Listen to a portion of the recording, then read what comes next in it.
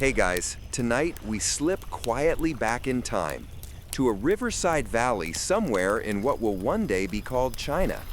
You're standing barefoot on damp soil, the air heavy with the scent of earth after rain.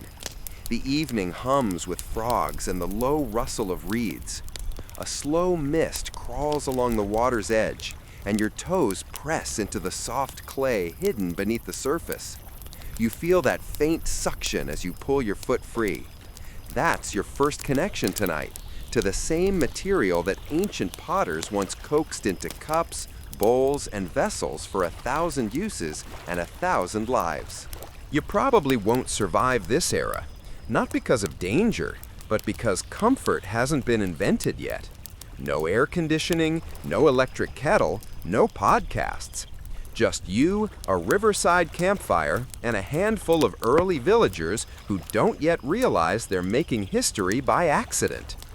So, before you get comfortable, take a moment to like the video and subscribe, but only if you genuinely enjoy what I do here.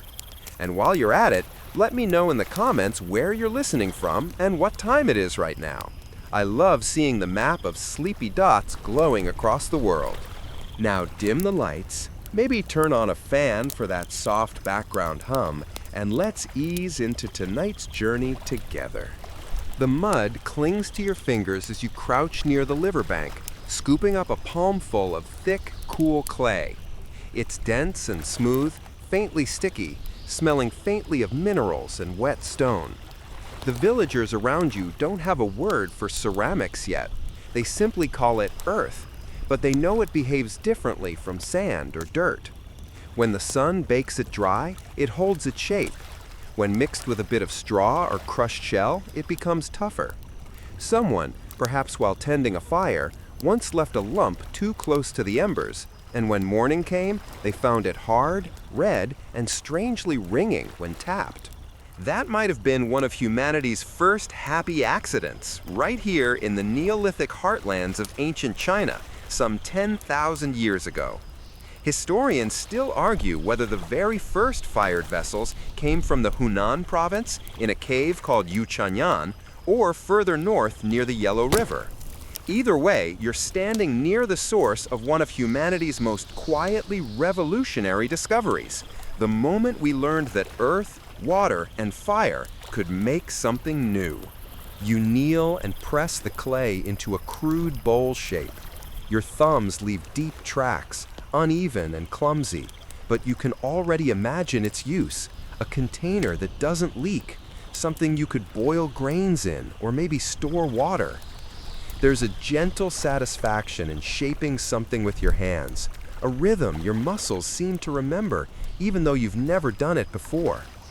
The villagers nearby chatter softly. Their voices are calm, unhurried.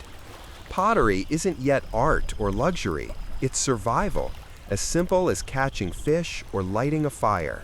A child toddles past holding a small pot, dried in the sun but not yet fired. It cracks the moment he drops it. Everyone laughs. Nobody minds. They'll make more. Clay is everywhere. Later that night, the fire burns low, and you watch someone, an older woman, her hands strong and deliberate, place a few clay cups near the edge of the flames. She's testing something. You can tell by her patience. The wood smoke curls upward, the orange light playing across her face. The pots darken, then turn red. She waits, adjusting sticks with care, feeding the heat just enough to keep it steady.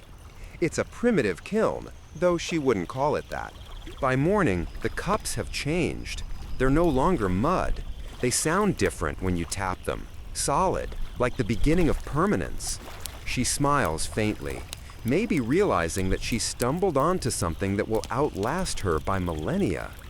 Those first simple pots might crumble today if left in the rain, but the idea behind them, the notion that clay can hold memory, will echo through dynasties. There's something grounding in that thought.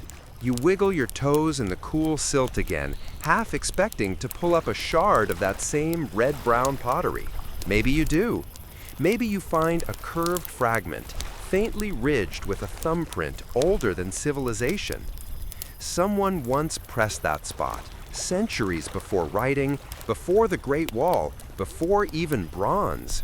And now it rests in your palm, whispering that small human desire to make something that endures. You glance toward the horizon, where smoke from a dozen cooking fires curls into the rising sun. The village is stirring. Dogs bark, babies cry, and the smell of millet porridge wafts through the mist. You catch sight of rows of unfired pots drying on woven mats, their surfaces etched with simple rope patterns.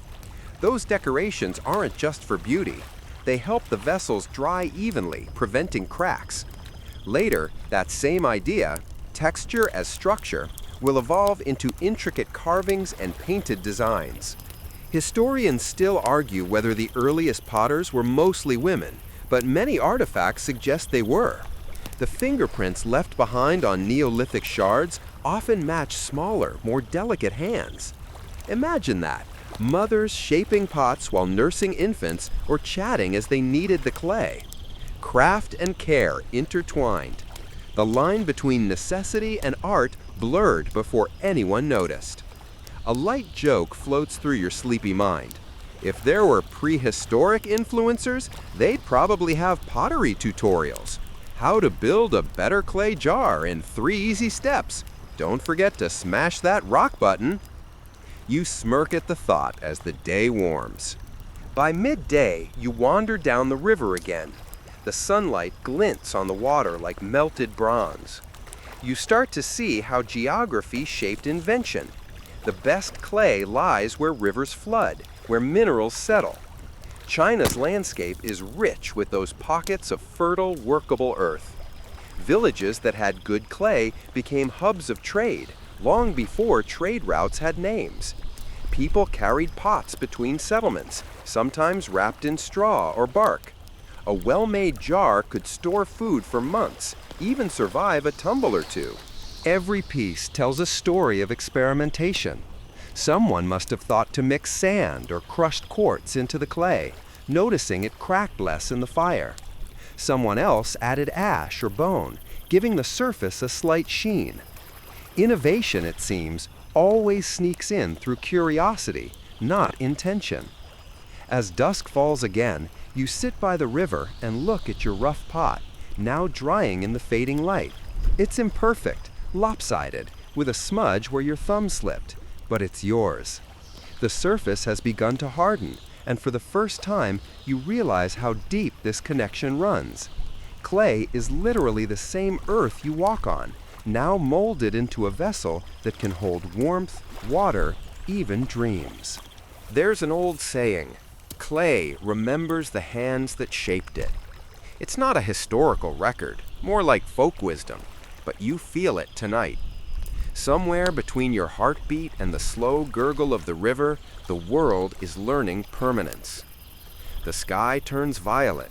Smoke rises again from the central fire. The woman with the steady hands is tending another batch of pots. The children watch quietly this time, waiting for that morning magic when mud becomes stone. You lean back, feeling the warmth on your face, lulled by the gentle rhythm of crackling wood and whispering reeds.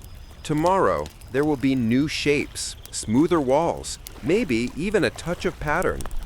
Centuries will pass, and these simple experiments will evolve into porcelain fine enough to rival glass. But that's a long way off. For now, it's just you, the river, and the quiet companionship of people discovering beauty by accident. The night deepens, your eyes grow heavy, and the steady pulse of the fire feels like a heartbeat beneath the earth. Somewhere in the distance, a pot cools and sings, a faint, high ping as it contracts, a sound that will echo through history, even if no one names it yet. You smile faintly, the clay dust still clinging to your fingers, and let the sound fade into silence. Morning light spills across the riverbank like pale silk, and you stretch your arms, stiff from sleeping near the embers of last night's fire. The air smells faintly metallic, as though the earth itself is still exhaling from the heat of the kiln stones. The woman with the steady hands is already awake, crouched near the fire pit, inspecting the new batch of hardened vessels. They are crude but proud, reddish-brown, unevenly baked, yet still humming faintly with warmth. You crouch beside her, running a fingertip along one of the rims. It's rough, but you can feel something extraordinary. It survived the night. There's no ceremony for this, no collective realization that humanity has just crossed an invisible line between transient and lasting. Someone just shrugs and fills one with water. But you see it. You feel the spark of transformation, that quiet click in the universe when people first realize they can shape permanence. You pick up a pot and notice the uneven color. The bottom dark from direct fire, the upper walls lighter. It's an accident of heat, but your sleepy brain wonders if, thousands of years later, someone might call it two-tone design and charge extra for it in a gallery. The ancient world, it seems, was already an artist, just didn't know how to sign its work yet. As you wander through the village, the hum of activity grows. Men weave baskets, children chase chickens, and a group of women knead new batches of clay mixed with straw. You notice they add fine sand to prevent cracking, a tiny innovation that must have taken generations of trial and error.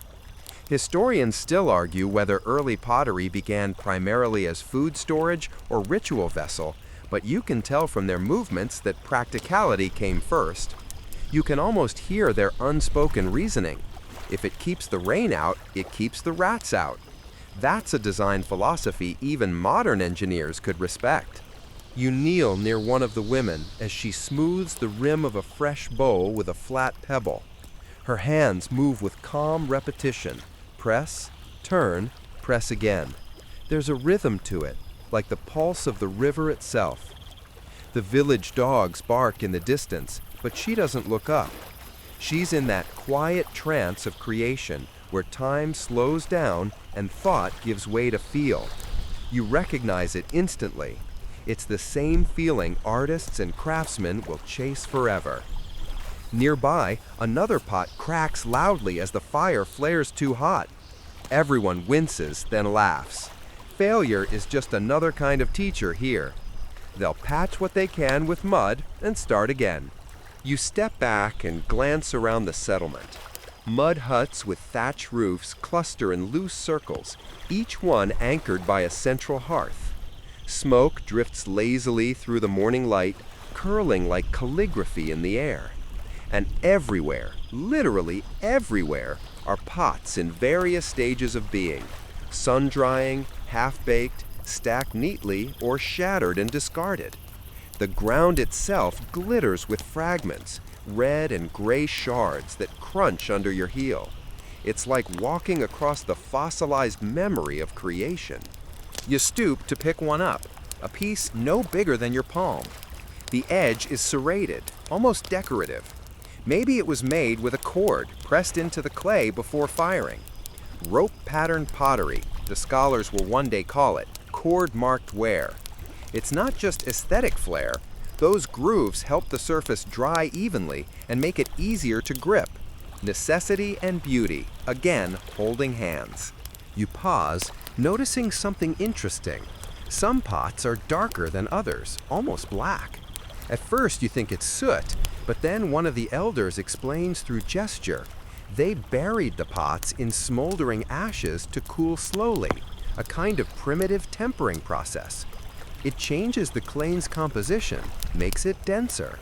Without knowing chemistry, they've stumbled on thermal treatment. You can't help but grin.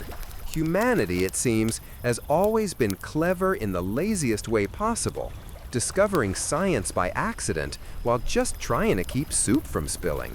As the day warms, a small group of villagers gathers near a newly dug pit lined with stones. You watch as they build a larger fire, stacking wood in careful layers. Then, with practiced ease, they arrange dozens of small clay cups and bowls on top. This isn't the small campfire from last night. It's an organized, deliberate firing. The flames lick high, the smoke turns thick and white. Someone fans the blaze with a woven mat, coughing as sparks jump skyward. You feel the heat from meters away, and for a moment it's mesmerizing, the contrast between raw fire and patient earth.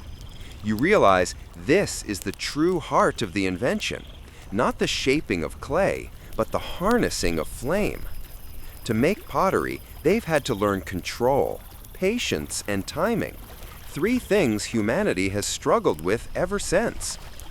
A thin old man leans against a log beside you, his face lined like cracked porcelain. He watches the fire with a faint smile. You imagine him saying something like, "Fire teaches more than people do." You don't need to understand the words to know what he means. Hours pass. The sun tilts toward the horizon again, painting the smoke in streaks of gold. One by one, the villagers withdraw the glowing pots using long sticks. They place them on the ground, letting the night air cool them. Each vessel is slightly different, some warped, some perfect, all unique. You crouch beside them, feeling the faint warmth radiate through your fingertips. Here, in this moment, you're witnessing the first real factories, not of iron or steel, but of patience and observation. A community united by the rhythm of creation. And somewhere in your mind, a quiet realization settles. This is how civilization begins, not with kings or palaces, but with a pot that doesn't leak. A child brings you water in one of the cooled cups. The taste surprises you. It's cleaner somehow, as if the porous clay filtered the river's murk. Another unintentional discovery. Later, potters will learn to glaze surfaces with ash or minerals, sealing them completely. But for now, even the simplest clay holds a quiet magic. As evening deepens, you sit near the cooling pit.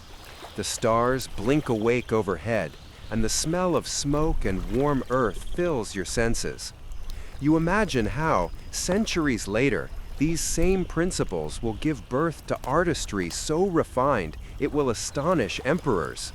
But right now, it's just necessity meeting curiosity, a humble alchemy of mud and flame. Historians still argue whether this innovation happened simultaneously across the world or if ideas traveled slowly from region to region. Maybe it doesn't matter. Maybe pottery is one of those few things humanity discovered everywhere, simply because we all share the same needs and the same hands. You chuckle quietly, thinking that somewhere, some ancient potter must have been the first to say, "We should make a bigger one," starting humanity's eternal obsession with upsizing everything. The fire finally dies, leaving a scatter of glowing coals like fallen stars. The villagers begin to hum softly, a wordless tune that carries over the dark river.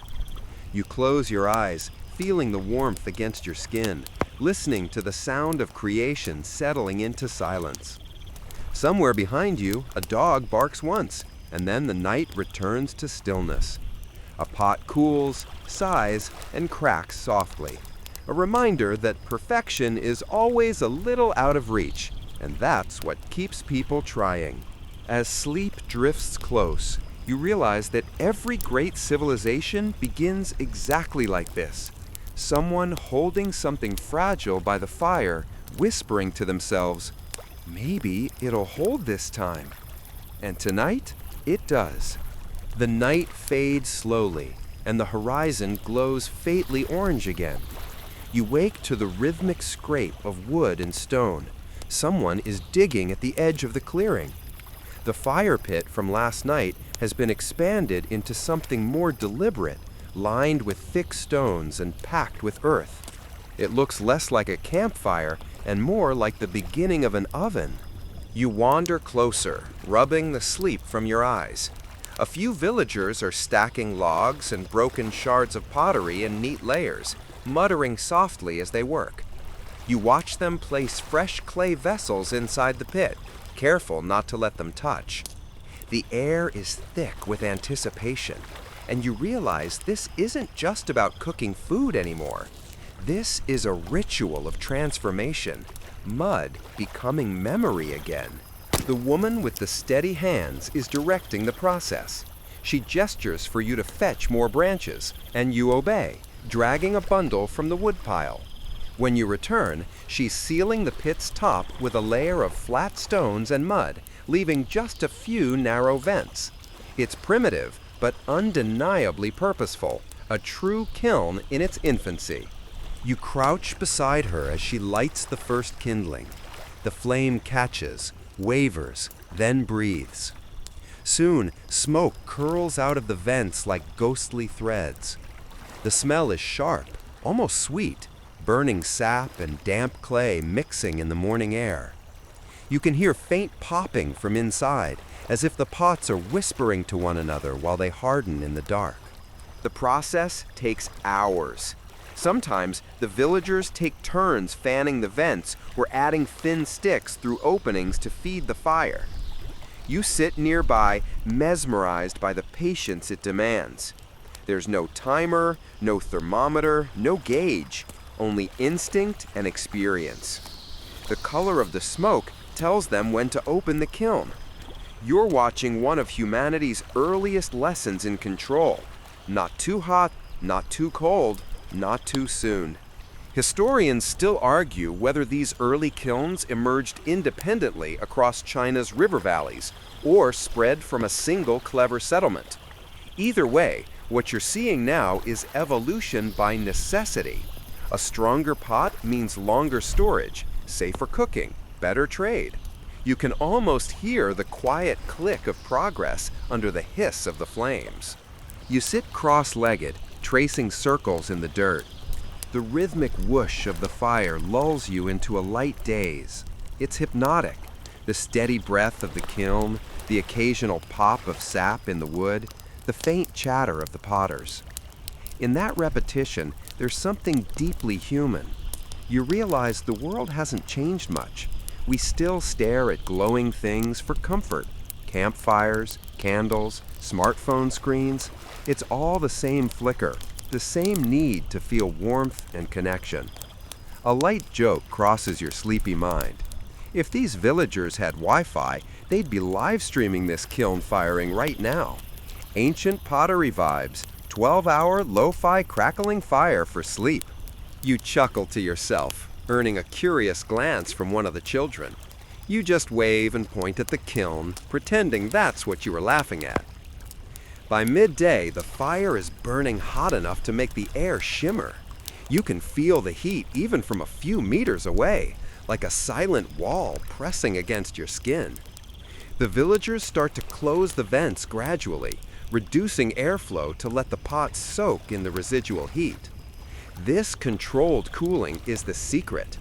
They've learned, perhaps through many cracked failures, that sudden temperature changes are the enemy. When the kiln finally quiets, there's a collective exhale.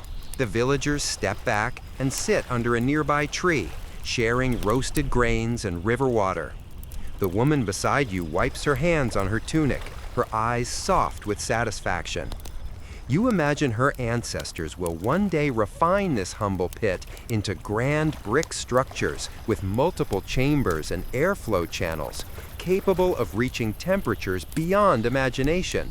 But tonight, this little mound of stone and earth is a masterpiece of its time.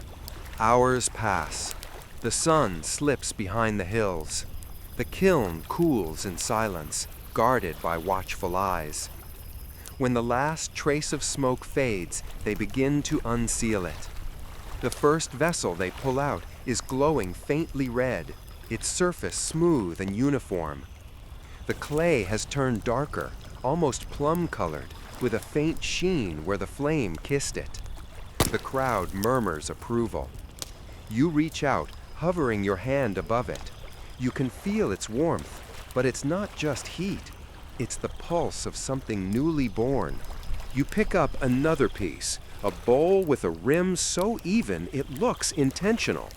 You turn it in your hands and realize it's been fired evenly, the result of precise airflow and careful layering. This is technology at its purest, Trial, error, and persistence made visible. The old man who helped earlier taps the side of a pot with a stick. It rings softly, a musical tone like a chime. Everyone grins. That sound, the note of success. Historians will one day call this sonorous wear, the earliest sign that potters were learning how to manipulate heat for not just strength, but beauty. As evening settles in, the villagers carry their treasures back to the huts. You follow them, helping stack the vessels carefully. Some will be used for cooking, others for storing seeds or grains, and a few, especially the prettiest ones, are set aside, their purpose unclear. Offerings, maybe? Or just pride? Even back then, humans couldn't resist keeping the good dishes for special occasions. Later, you sit by the river again, the kiln now a silent mound behind you. The stars shimmer on the water, and you can't help thinking how every flicker of firelight tonight has forged something permanent. The first fired vessels of ancient China were more than tools, they were time capsules. Each one trapped the fingerprints, breath, and mistakes of its maker inside hardened earth. Thousands of years later, archaeologists will find these fragments buried deep and still recognize the human touch in every curve.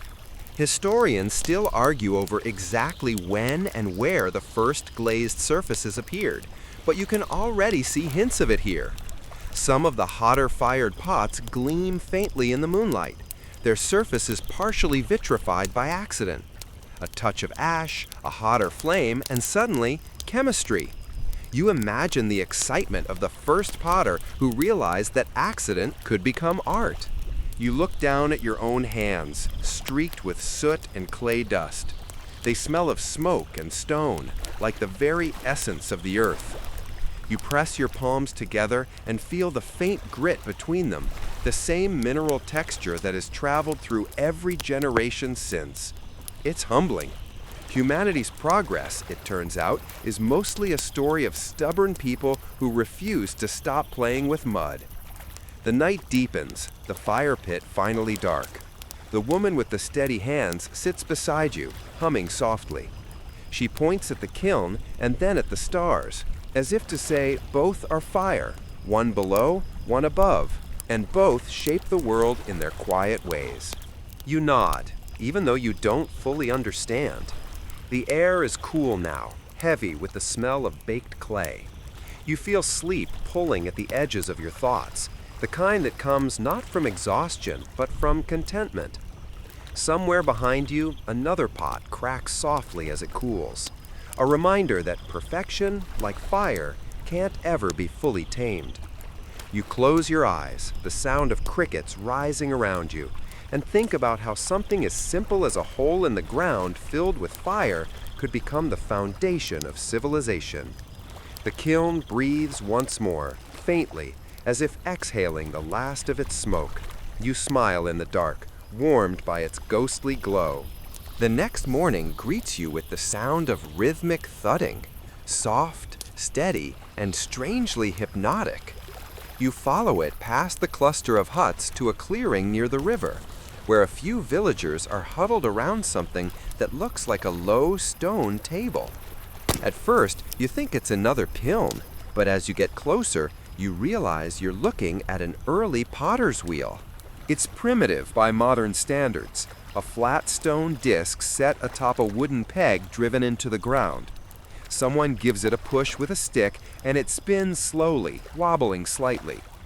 Then one of the young men, a wiry fellow with streaks of clay on his arms, leans forward and places a lump of wet earth in the center. As the wheel turns, his fingers rise and fall with the motion, coaxing the lump upward. You watch as it grows taller, thinner, and smoother, like it's breathing under his hands. There's something mesmerizing about it, this simple combination of motion and pressure. You can almost feel the balance of forces, the spin of the wheel, the weight of his touch, the pull of gravity. The air smells of river mud and smoke, the morning sun glinting off the wet clay as it glides beneath his palms. The pot begins to take shape, A small jar, narrow-necked, and symmetrical in a way that hand molding could never achieve. You realize you're witnessing one of history's quiet revolutions. Before this, every vessel bore the mark of irregular human touch. Now, with the aid of motion, perfection is possible, or at least closer than before. The rhythm of the wheel becomes a heartbeat of civilization itself, turning faster and faster through the ages. You kneel beside the wheel and gently touch its edge as it spins. The vibration hums through your fingertips, a low, earthy resonance that feels ancient and alive. The young potter grins, gesturing for you to try. You hesitantly place your hands over his, feeling the clay slip and resist, the wheel's slow spin demanding both patience and precision. The texture is smooth, but not soft. It has a will of its own. Too much pressure, he might say if he spoke your language. You lighten your touch, and the shape steadies. The jar rises gracefully, the lines clean and balanced. There's a thrill in that control, that dance between chaos and order. You can see why this invention will endure for millennia, because it's not just useful, it's meditative. Historians still argue about when exactly the potter's wheel arrived in ancient China. Some say around 3000 BCE during the late Neolithic Longshan culture. Others believe it emerged independently in several places at once. What's certain is that once the wheel began to spin, pottery changed forever. The process became faster, more consistent, more elegant. Artisans could now produce hundreds of near-identical vessels, each one a silent testament to human ingenuity. Nearby, another villager tends to a collection of half-finished pots, smoothing their surfaces with wet cloth. The wheel hums beside you, turning slowly like a heartbeat. You start to notice a pattern. Each vessel bears subtle individuality, even when made on the same wheel.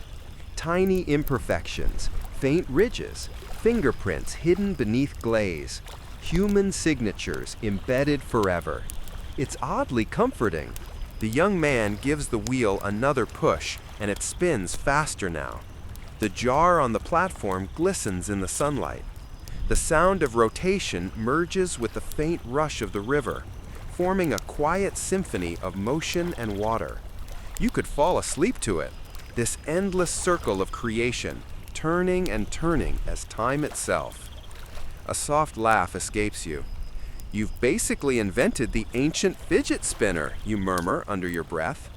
If the potter hears you, he doesn't mind. He's focused entirely on the clay, on the rhythm that has taken hold of his body. The wheel slows again, and he lifts the finished vessel with both hands, setting it gently in the sun. The rest of the villagers nod approvingly. You can feel their quiet pride. Each revolution of the wheel, another step away from the randomness of nature and closer to mastery. Later that day, they show you a new trick. One potter spins the wheel while another shapes, allowing smoother coordination. A third person tends the fire nearby, preparing to harden the finished pieces. It's teamwork, specialization, the first faint outlines of what will one day become an industry. You realize that this isn't just craft, it's community synchronized to motion. As the day warms, you sit in the shade watching them work. Every now and then, a pot collapses or wobbles off center, and the crowd groans in unison. They don't waste the clay. It's re-kneaded and reused, a lesson in sustainability long before the word existed. You can't help but think how satisfying that must be, to live in a world where mistakes just fold back into the earth and start again. One of the elders comes over, pointing to the wheel and then the sky. He draws a circle in the air with his finger, murmuring something about the sun. You catch his meaning. The wheel mirrors the cosmos, the endless cycle of life, seasons, and return. You smile, realizing that what began as a tool has become a symbol. Historians still argue whether ancient Chinese potters viewed their craft as spiritual or purely practical. Some believe the wheel itself was sacred, representing harmony between heaven and earth. Others think that symbolism came later. But watching the potters now, you sense that reverence is already here. It's in their careful movements, their silence, their patience. Evening falls, painting the river gold. The spinning slows to a stop. The clay glows faintly in the last light. The village quiets, save for the occasional clink of pots cooling on the ground. You pick one up, turning it over in your hands. It's astonishingly light, the walls thin and even. You tap it gently, and it sings a soft note, a perfect, accidental melody. The potter beside you chuckles, gesturing for you to keep it. You hesitate, then nod, grateful. The jar feels alive somehow, holding both fragility and strength in its curved form. It's more than an object, it's an idea, proof that movement and intention can create order from chaos. As the stars emerge, you lie back beside the still wheel. Crickets chirp in the reeds, and somewhere a baby cries, soothed quickly by the rhythm of its mother's voice. The night smells of damp clay and distant fire. You trace the memory of the spinning motion in your mind, the way it seemed to slow the world itself. The wheel might stop for the night, but in your thoughts it keeps turning, steady, patient, eternal. You realize you're part of that motion now, just another set of hands in an unbroken chain that began here, in this riverside clearing. Tomorrow, the villagers will fire their new vessels, perhaps decorate them with simple patterns. In time, their descendants will perfect porcelain so thin it will glow when held to light.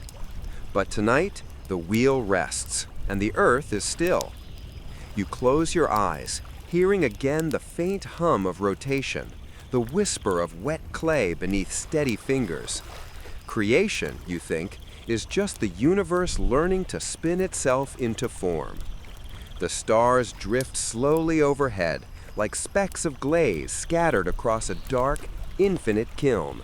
You wake to laughter, light, musical, the kind that fills the morning air like birdsong. The scent of baked clay and damp earth still lingers, but the world has shifted around you. Time, as it often does in dreams, has leapt forward. The huts are sturdier now, the village larger. A few roofs gleam with early tiles. Smoke rises in thinner, more deliberate curls from carefully built kilns. The wheel you saw yesterday has evolved. It spins faster, smoother, balanced on a polished stone bearing.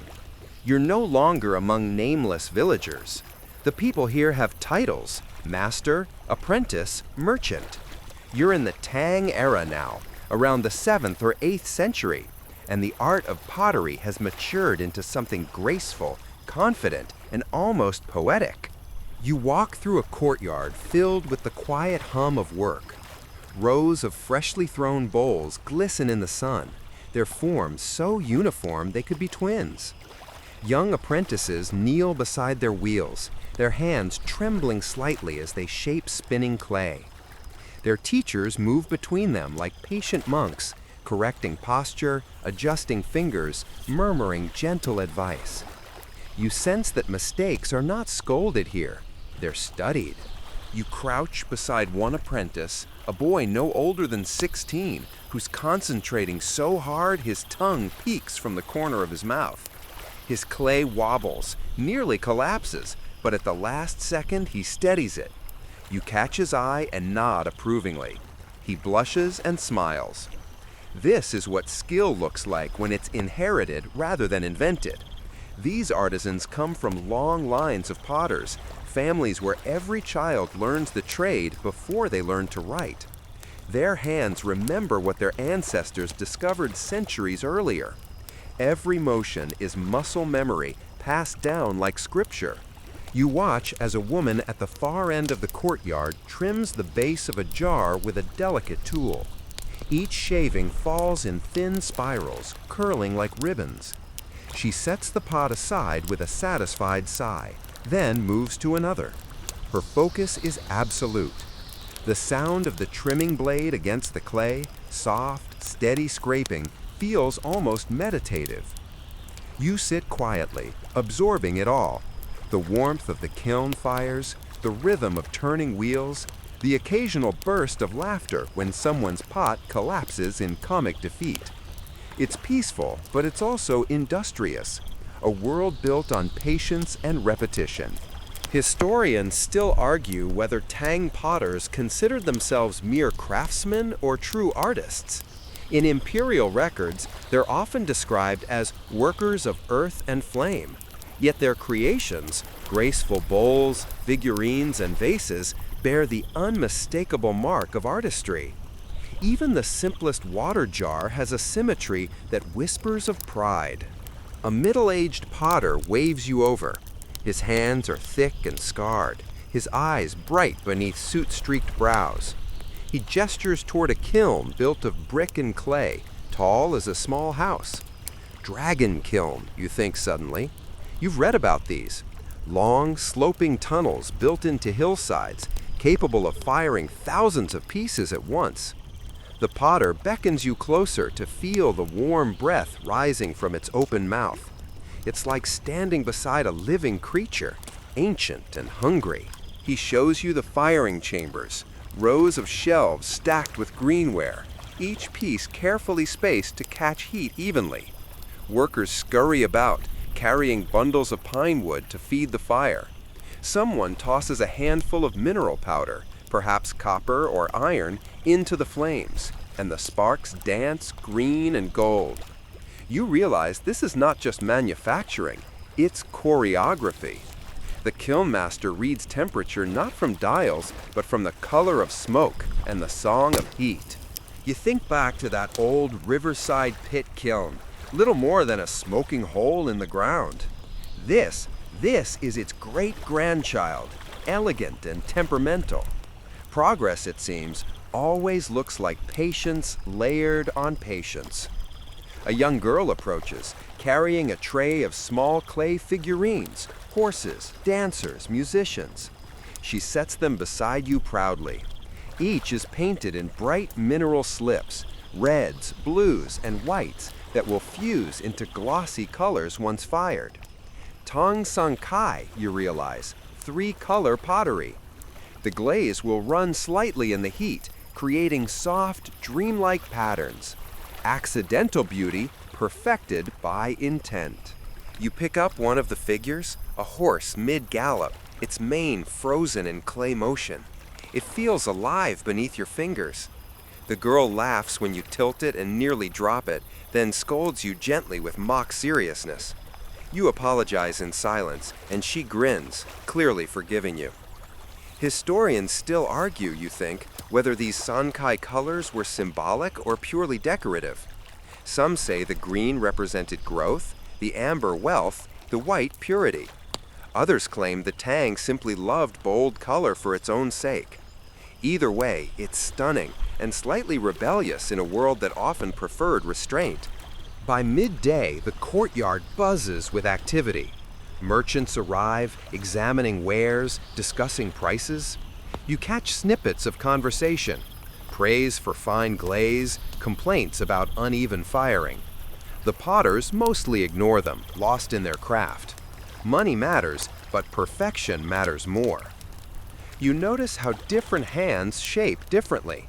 Some quick and assertive, others slow and tender. No two artisans throw the same way, yet all chase the same ideal: balance. Even a humble bowl must feel right in the hand, weight distributed like a secret. A pot cracks in the kiln with a sharp ping, and everyone winces. The master shrugs. Sacrifice, he might say. Every firing consumes a few. It's the cost of chasing flawlessness. You spend the afternoon helping glaze a series of large jars. The mixture is gritty and cool, the minerals swirling like pale paint. When you brush it across the surface, it glints faintly under the sun. The potter beside you chuckles at your awkward technique and corrects your grip, guiding your hand with his. His palm is rough but steady, and together you trace a clean, even coat. It strikes you then, this isn't just labor. It's dialogue across generations, spoken through hands. Every master teaches not by words, but by touch, by rhythm, by allowing someone else to feel the clay's resistance. There's intimacy in that exchange, quiet and profound. As dusk falls, the dragon kiln's fires flare bright. The whole village gathers to watch. The kiln glows from within, red as a sunset trapped underground. Sparks leap from its mouth, and the air hums with heat. You hear laughter, clinking cups, even a few songs. This is more than work, it's celebration. The firing marks not just the birth of pottery, but the continuation of community. You sit with the apprentices, watching the flames dance. Someone passes you a small cup of rice wine, and you take a cautious sip. It's warm, sweet, and smoky, tastes faintly of earth and patience.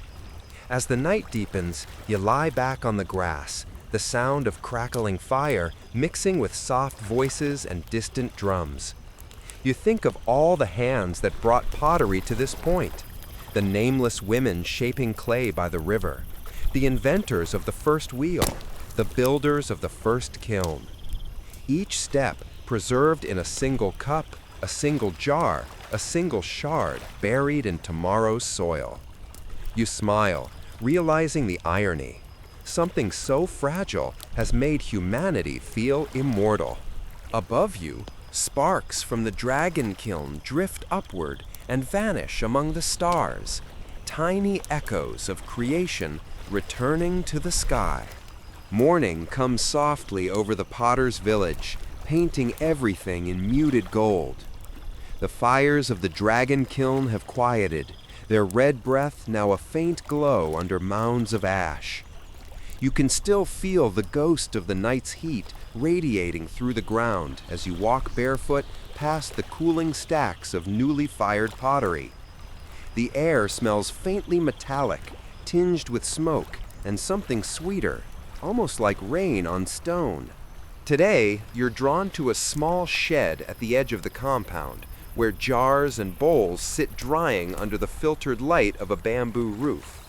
A low hum fills the air, someone grinding minerals with slow, circular motions. You step closer and see a woman seated on the floor, sleeves rolled up, her hands speckled with powder. Before her lies a pallet of ground rocks, each bowl a different shade: green malachite, iron red, bone white ash. She glances up briefly, offers a knowing smile, then returns to her work. The rhythmic scrape of stone against stone continues, soothing in its persistence. "Glaze," she murmurs, noticing your curious stare. "It's what makes the clay sing." You crouch beside her, intrigued. She gestures toward the pigments, explaining that glaze is a marriage of earth and fire, an alchemy born of patience and accident. The base is usually ash, wood, straw, even rice husks burned to fine dust. To that, minerals are added for color: copper for green, cobalt for blue, iron for brown or black.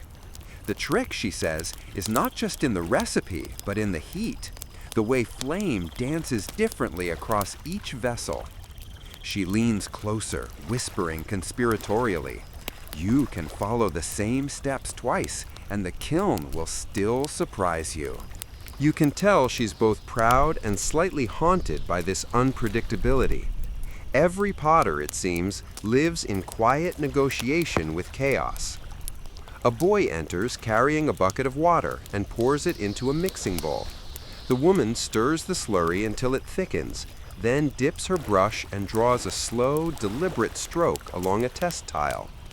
The liquid looks dull gray now, almost lifeless. "Wait until fire touches it," she says, "then it will wake." You smile, realizing that glaze is less about painting and more about trusting. The potter can prepare the materials, can even pray for balance, but the final result belongs to the fire gods. Historians still argue whether ancient Chinese glazes originated from deliberate chemistry or fortunate accident. One popular theory suggests early potters discovered glaze when ashes from cooking fires fell onto pottery in the kiln, melting into a glassy coating. Others believe the process came through experimentation with mineral slips, thin layers of colored clay meant to decorate or seal the surface. Whatever the truth, it's certain that once the potters saw that shimmer, saw clay turn to mirror, they never turned back. The woman hands you a small shard coated in soft green. Celadon, she says reverently. You roll it in your hand, the cool surface smooth as silk. The color shifts with the light, sometimes sea foam, sometimes mist, sometimes the pale jade of spring leaves. It's hard to describe, yet immediately calming. You understand why scholars called it the color of heaven. A quirky tidbit floats into your mind: Celadon could detect poison. Supposedly, the glaze would change color or crack if something dangerous touched it. Completely untrue, of course, but you can imagine how comforting that myth must have been.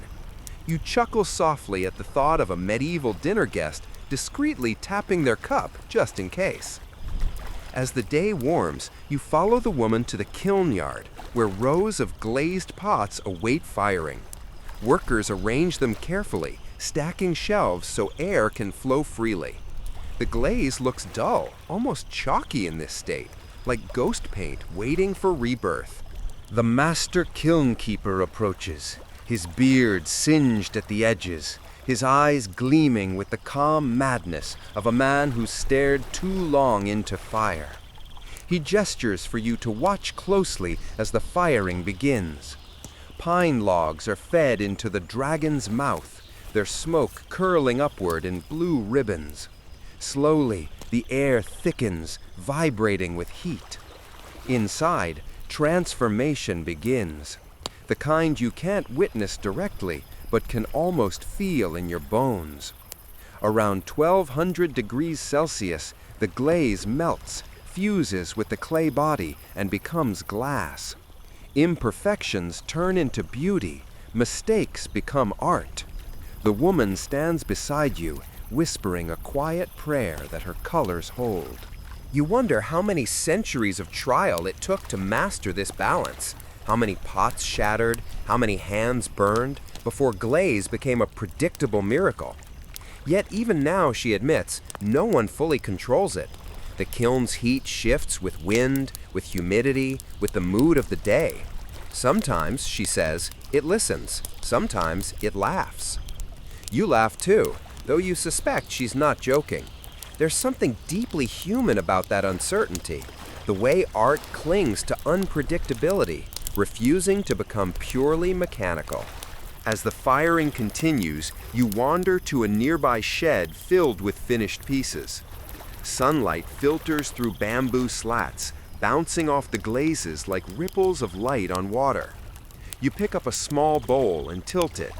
Its surface seems alive, tiny crackles and variations that catch the eye, each one a fingerprint of the flame. It's strange, you think. Perfection here doesn't mean uniformity. In fact, collectors often prize the little flaws, the hairline cracks, the uneven color transitions, the spots where glaze pooled too thick.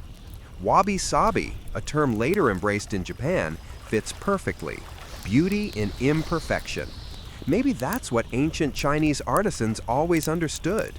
The vessel isn't beautiful despite its flaws, it's beautiful because of them.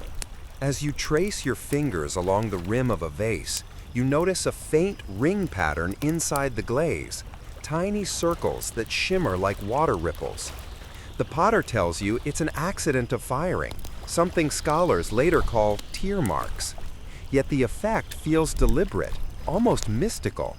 It's as if the clay itself wept during its rebirth. You sit for a long time, mesmerized by how every object here carries the quiet signature of its maker. Not a written name, but a gesture, a rhythm, a decision made in the split second between motion and stillness. Outside, a light breeze sweeps across the courtyard, scattering ash from the kiln's mouth. You watch it drift, fine gray dust that glitters faintly before settling again. It's poetic in a way. Even in destruction, there's beauty. You recall another scholarly debate, one that never seems to end.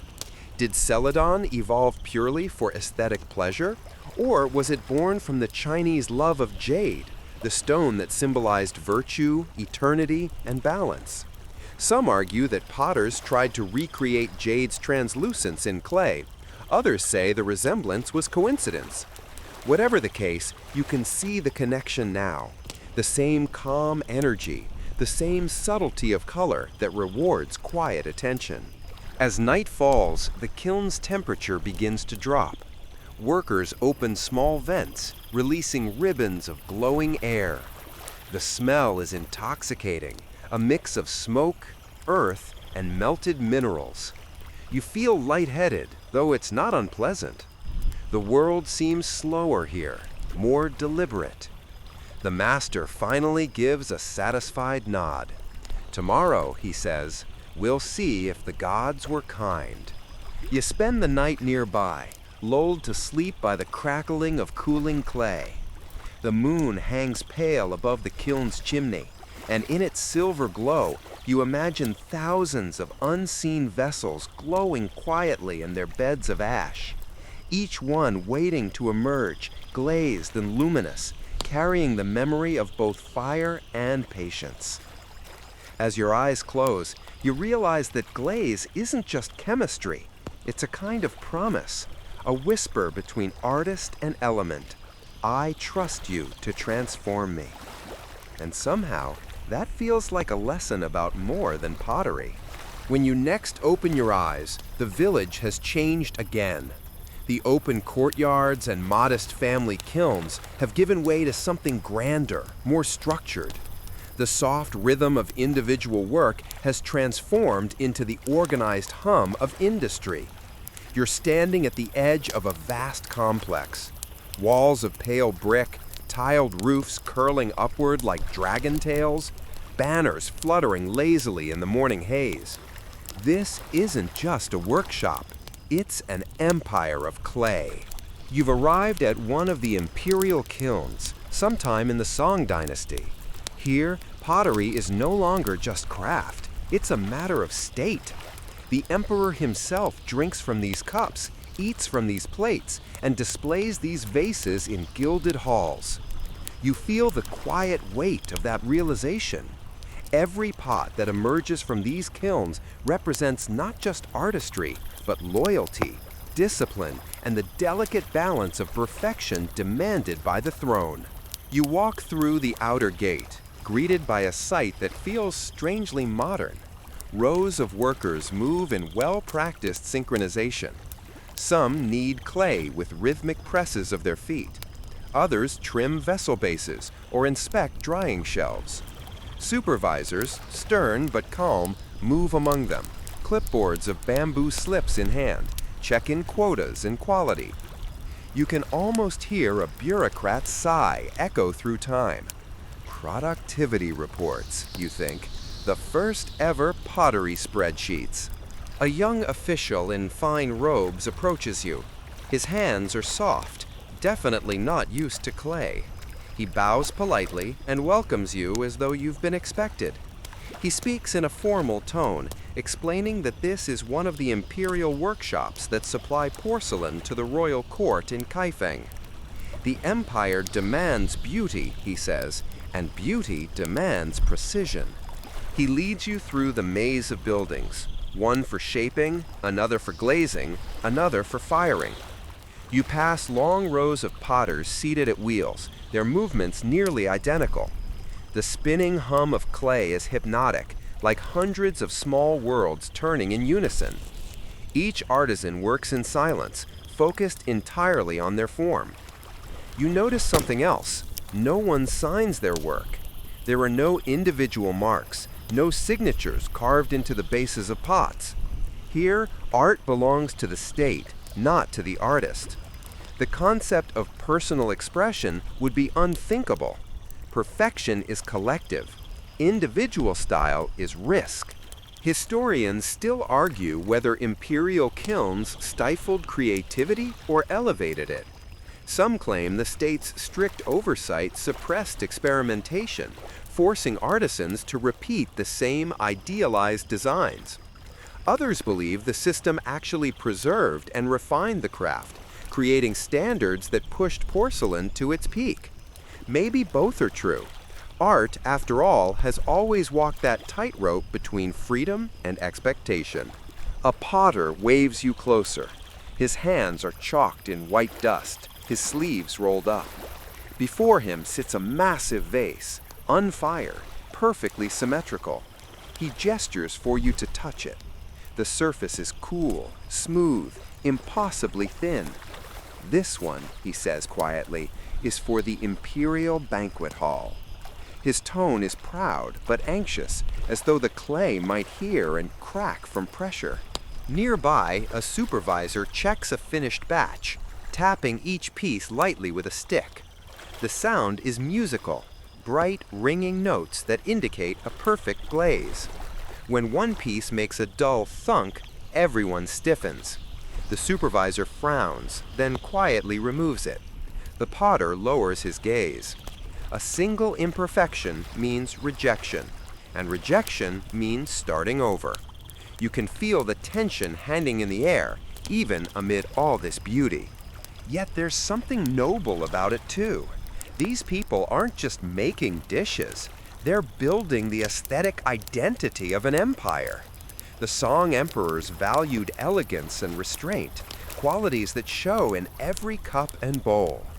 The glazes are pale and luminous, shades of jade, moonlight, and soft mist. Even the shapes echo natural forms, the curve of a lotus petal, the swell of a gourd. Everything whispers harmony. You step into the glazing room, where women stir mixtures in wide stone vats. The scent is sharp and mineral-rich. One worker explains that imperial formulas are state secrets, closely guarded and passed only to trusted hands. The right glaze, after all, can mean prestige or punishment. You smile nervously, half joking that you'd probably forget the recipe anyway. She doesn't laugh. You decide not to test your comedic timing further. A quirky tidbit surfaces in your mind. Imperial inspectors supposedly tested kiln masters by breaking random finished wares in front of them. The reaction mattered more than the loss. The ideal craftsman was expected to remain calm, detached, a monk of clay. You can imagine the heartbreak hidden behind those stoic faces. The official takes you onward, past storerooms stacked with finished porcelain. Each shelf gleams under filtered sunlight, reflecting 1,000 shades of white. Dingware, he says proudly, thin porcelain with subtle ivory tones, prized for its clarity and soft luster. He lifts a small bowl and holds it to the light. You can almost see the glow of the sun through it. Do you see? He asks. Even the emperor's fingers can sense the balance. You nod, understanding. Perfection here isn't about decoration or extravagance. It's about proportion, about quiet mastery. The best dingware looks effortless, as if the clay itself chose its form. But not all is serene. Whispers drift through the halls of rival kilns, other regions competing for imperial favor. Jingdezhen, a town far to the south, is rising fast with its own porcelain innovations. Some workers fear that these workshops may soon lose their monopoly. You hear an old craftsman mutter, "The emperor's taste changes faster than glaze cools." You grin. Potter's sarcasm has apparently existed for centuries. You pause by a courtyard where shards of broken pottery glitter in piles. The pieces catch the sunlight like fragments of ice.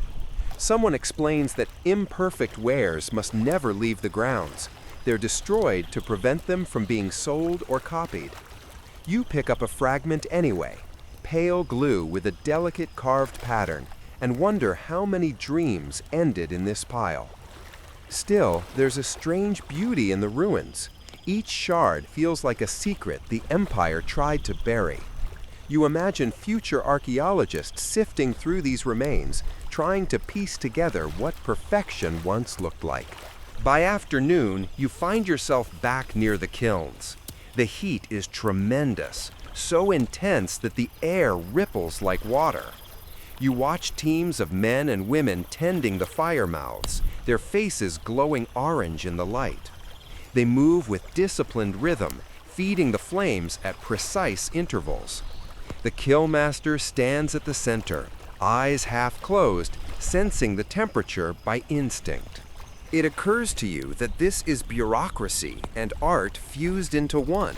The Empire runs on order, yet the kiln itself defies control. A gust of wind, a fluctuation of humidity, and even the most precise schedule means nothing. You think about that paradox, perfection demanded in a world that refuses to be perfect. As twilight descends, the official leads you to a pavilion overlooking the complex. The kilns glow below like a constellation of small suns. The faint sound of crackling fire blends with the distant chirping of crickets. For a moment, you could almost mistake this for a temple, the potters as priests, the act of firing as prayer. The Emperor believes that harmony in objects creates harmony in the realm. You glance down at the glowing kilns. Maybe he's right. There's a kind of peace in this relentless pursuit of beauty, a faith that if a bowl can be perfectly round, perhaps a kingdom can be perfectly ruled. But you also sense the irony. Empires rise and fall, yet pottery endures. The bowls will outlast the bureaucrats. The shards will tell stories when the records have long turned to dust. You breathe in the scent of smoke and earth and think, not for the first time, that maybe the true empire here isn't political at all. It's the empire of hands, the quiet dominion of those who shape the world from mud and fire. The air shifts again, and you find yourself standing on a hillside bathed in porcelain white light. The scent of pine smoke lingers, but now it's mingled with something faintly floral, like camellia petals drying in the sun. Below, a river glimmers through mist, winding past a town that hums with purpose. You hear the steady thud of mallets pounding clay, the hiss of bellows, the rhythmic whir of countless spinning wheels. You've arrived in Jingdezhen, sometime during the Yuan dynasty, the beating heart of porcelain's golden age. This is the place that turned clay into legend. At first glance, it doesn't look like much. Narrow lanes, sloping roofs, pale walls streaked with soot. But as you wander deeper, you realize every building is part of an enormous living machine. Pottery here isn't a craft, it's an ecosystem. Each family, each street has its specialty. One grinds the kaolin, another shapes the vessels, another paints the cobalt blue designs that will later dazzle courts half a world away. You pause by a workshop where men crush chunks of white clay with long wooden pestles. The sound is deep and rhythmic, like a heartbeat. Dust clouds rise around them, coating everything, including you, in fine white powder. This, a worker tells you proudly, is the flesh of the mountain. He's referring to kaolin, the pure white clay that gives porcelain its strength and translucence.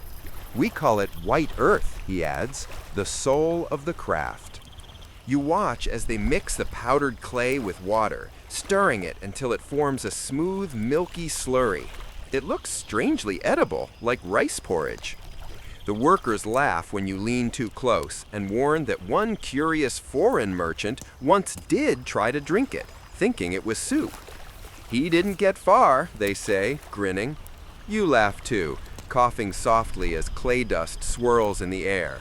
Nearby, women pour the liquid clay into plaster molds, their movements brisk but graceful. As the molds absorb moisture, a thin shell of solid clay forms along the walls. After a while, they pour out the excess, leaving hollow forms, cups, bowls, vases, all pale and ghostly. It's mesmerizing, watching something so delicate emerge from what was once just muddy water. Historians still argue whether porcelain truly began here or evolved gradually from older glazed stonewares. Some insist Jingdezhen perfected existing techniques. Others claim it reinvented the entire process. What's undeniable is that by this era, the results were unmatched. Light, translucent, yet strong enough to ring like a bell when tapped. You try it yourself, gently flicking the rim of a finished cup. The sound is pure, clear, almost musical. You follow the workers as they move the unfired pieces to the painting room. Here, artists sit in rows, brushes poised like calligraphers. Bowls and vases rotate slowly before them as they trace patterns in cobalt blue, a pigment imported from Persia, rare and costly. The designs flow effortlessly. Lotus petals, swirling clouds, leaping carp, dragons curling around necks of vases as if alive. One artist beckons you closer. He dips his brush into a small dish of inky blue pigment, then draws a single, unbroken line that transforms into a crane mid-flight. You can't help but gasp. His hand doesn't shake once. The secret, he says without looking up, is to breathe with the brush. Inhale, lift, exhale, draw. He pauses, then chuckles softly. And don't sneeze. You grin, imagining the tragedy of one ill-timed sneeze destroying a week's work. A curious thing about this cobalt pigment, it looks almost black before firing. The artists must paint entirely from memory, trusting that the flames will reveal the true hue later. You think about that. The faith required to create beauty you can't yet see. Maybe that's why so many of these artisans speak like poets. They live half their lives in potential. In one corner, a master painter is decorating an enormous vase, nearly as tall as you. It's destined, someone whispers, for the Mongol court. The emperor's household demands thousands of pieces, some purely functional, others so ornate they're practically sculpture. You glance around the studio and realize this isn't art for art's sake anymore. It's diplomacy, commerce, and prestige all fused into one. Outside, carts loaded with finished porcelain creak toward the docks. Jingdezhen streets lead to rivers that flow all the way to the coast, and from there to the rest of the world. You follow the trail to a riverside warehouse where men pack porcelain in straw and bamboo crates, sealing them with care. The air buzzes with conversation in multiple languages: Chinese, Persian, Arabic, even faint traces of Portuguese. The town has become a crossroads of empire. You overhear a merchant boasting that Jingdezhen porcelain sells in every great city, from Cairo to Venice. They call it white gold, he says proudly, and you understand why. Each shipment carries not just plates and cups, but a piece of China's identity, its elegance distilled into shimmering glaze. You watch as one crate is marked with bold characters, Jingdezhen, the town's name. Somewhere down the line, a European collector will misread or simplify it, and centuries later, China will become a synonym for porcelain itself. You can almost hear the echo of that linguistic accident forming in real time. In some Ming-era workshops, inspectors supposedly licked porcelain to check quality. Smooth, well-fired pieces felt cool and glassy. Poor ones felt grainy. You try to imagine that conversation. "Sir, this plate passes the tongue test," and stifle a laugh. As the sun sets, the river glows orange and gold, reflecting the light of 100 kilns on the hillside. You climb up to watch the spectacle from above. The furnaces roar softly, their smoke drifting upward in long, ghostly trails. It looks like the entire valley is breathing. One of the older potters joins you, leaning on a walking stick. His face is creased with age, his eyes sharp despite the dimming light.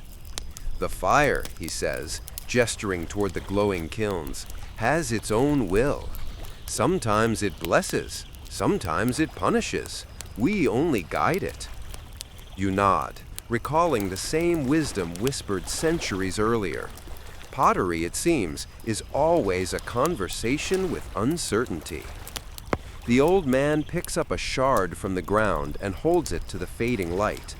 Even broken, it glows faintly.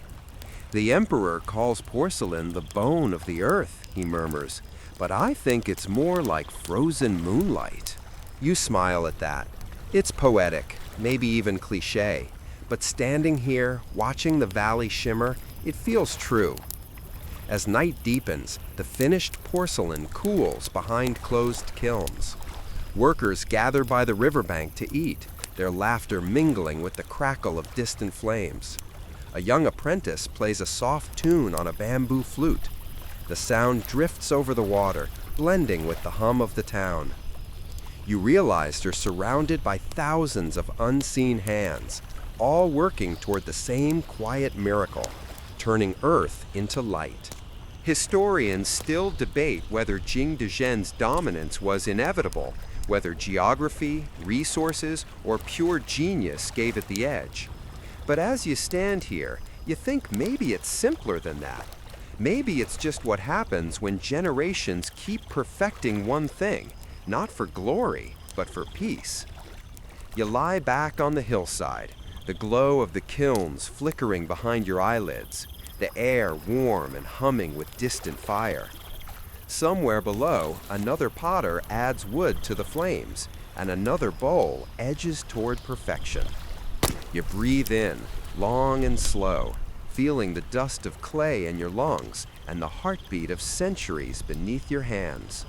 And for a moment, you could swear that the entire world is made of porcelain, fragile, luminous, and impossibly alive.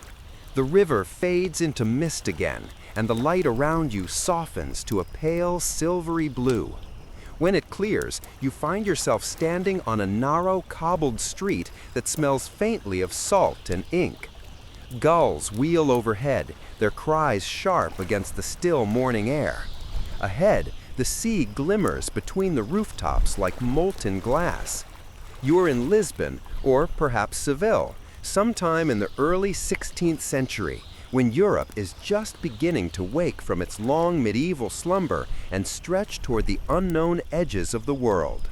Porcelain has already traveled far by this point, but now its journey is about to change course entirely.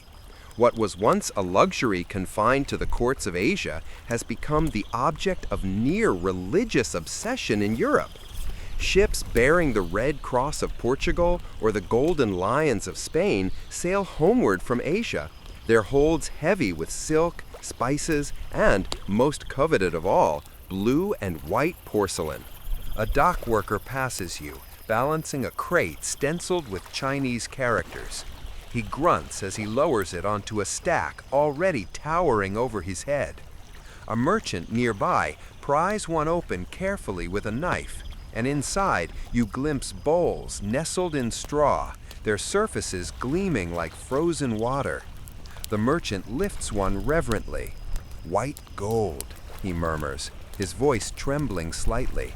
"More precious than silver." He's not exaggerating. In Europe, porcelain is worth more than its weight in precious metals. Nobles hoard it, kings display it, scholars dissect it, trying to discover how it's made. To them, it's not just beautiful, it's impossible. No European kiln can reproduce the translucent, resonant quality of true Chinese porcelain. For centuries, alchemists have tried and failed, convinced the secret lies in some hidden ingredient or mystical process. You walk through the market, where artisans and traders argue over cups and plates like jewelers appraising diamonds. One woman insists that porcelain is made from crushed pearls mixed with egg whites. Another swears it's forged from fish scales and moonlight. A bearded scholar in a threadbare cloak shakes his head and scribbles notes furiously in a leather-bound book. "It's clay," he mutters to himself. "It must be clay, but not any clay." He looks up suddenly, as though you might have the answer, then scurries off before you can respond. At a nearby stall, a wealthy couple examines a porcelain teapot painted with curling dragons. The woman runs her gloved fingers along its surface. "It's so smooth," she whispers, "like it isn't real." Her husband nods, his eyes alight with something between envy and awe. "Imagine serving tea in this," he says. "Imagine what the Duke would say." Porcelain, you realize, has become more than art. It's a symbol of power. To own it is to announce one's refinement, wealth, and connection to the wider world. Across Europe, cabinets of curiosity, Wunderkammern, begin to fill with shells, crystals, exotic taxidermy, and above all, delicate porcelain bowls perched on velvet cushions like relics. You wander into a mansion overlooking the harbor.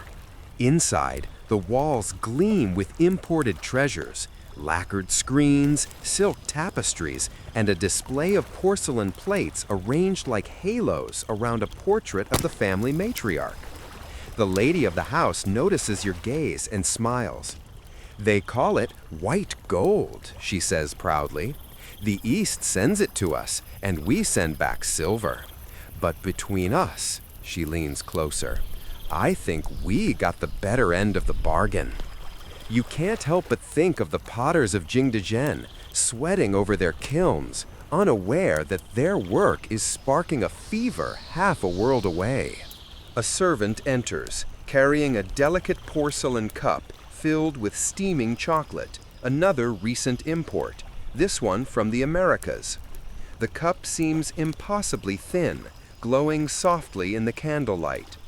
You lift it to your lips, and the rich, bittersweet drink warms your throat. For a moment, the old and new worlds seem to merge, the fire of one continent contained within the vessel of another. That night, you dream of ships cutting across dark waves, their sails swollen like lungs. The wind howls through the rigging as crates of porcelain shift below deck. Somewhere inside one of them, a painted dragon seems to shimmer under the dim lantern light, as if waiting to be released. When you wake, you're no longer in Lisbon. The landscape has changed again. The air is colder, the light more muted. You're standing in front of a castle on a hill surrounded by forests, the heart of Saxony, in what will one day become Germany. It's the early 1700s now, and Europe's obsession with porcelain has reached its breaking point. Inside, a man paces a candlelit chamber, his wig slightly askew, his face pale with frustration. This is Augustus the Strong, Elector of Saxony and King of Poland, a ruler with a collector's mania and the temperament of a child denied his favorite toy. He owns thousands of pieces of porcelain, imported at ruinous cost, but he wants more. He wants the secret. He turns to another man, a thin, anxious figure with ink-stained fingers. Johann Friedrich Böttger, a young alchemist, once claimed he could make gold. Augustus took him at his word and promptly locked him up until he delivered.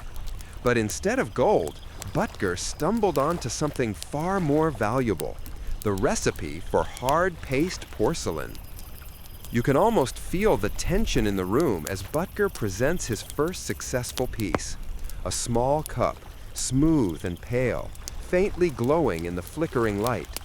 Augustus holds it up and grins like a man who has finally caught a god. "At last," he whispers, "our own white gold." From that moment, the balance shifts. Europe's first porcelain factory rises in Meissen, its chimneys smoking over the Elbe. Betger becomes both hero and prisoner, guarded to ensure the formula never escapes. The craftsmen work in near secrecy, each assigned a fragment of the process so that no single person knows it all.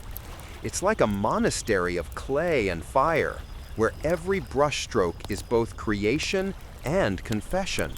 You wander through the workshop, watching artisans carve delicate reliefs, apply glazes, and fire the pieces in towering kilns. The atmosphere is equal parts devotion and paranoia. One worker tells you in a whisper that anyone caught stealing a shard or even sketching a design can vanish overnight. "We guard the recipe like a saint's bone," he says, glancing around nervously. Still, the results are breathtaking. Meissen porcelain soon rivals China's exports in beauty and exceeds them in novelty. Figurines of shepherds and nymphs replace dragons and cranes. The European imagination transforms porcelain into something more playful, more human. The age of myth gives way to Rococo whimsy. At a nearby kiln, a young woman paints a scene of cherubs on a teapot. She hums softly as she works, her brush trembling slightly with concentration. When she notices you, she smiles. "Do you know," she says, "they say our porcelain sings when you tap it." She lifts a finished cup and flicks it lightly with her fingernail. The sound is pure bell-like. "See," she says, "it remembers the fire." Her words echo the potters of Jingdezhen, though she's never heard of them. The craft has crossed oceans and empires, yet somehow its essence remains unchanged. By the late 18th century, porcelain has spread across Europe. Sèvres in France, Capodimonte in Italy, Chelsea in England. Every royal court wants its own factory, its own mark, its own signature blue. Porcelain is no longer a mystery, but a mirror, reflecting the ambitions of whoever holds it. You step outside as snow begins to fall, flakes settling silently on your coat. In the distance, smoke curls from a dozen chimneys, carrying the faint scent of clay and pine. For a moment, the world feels hushed, suspended between fire and frost. You pick up a fragment of porcelain from the ground, a broken handle, smooth and pale beneath the snow.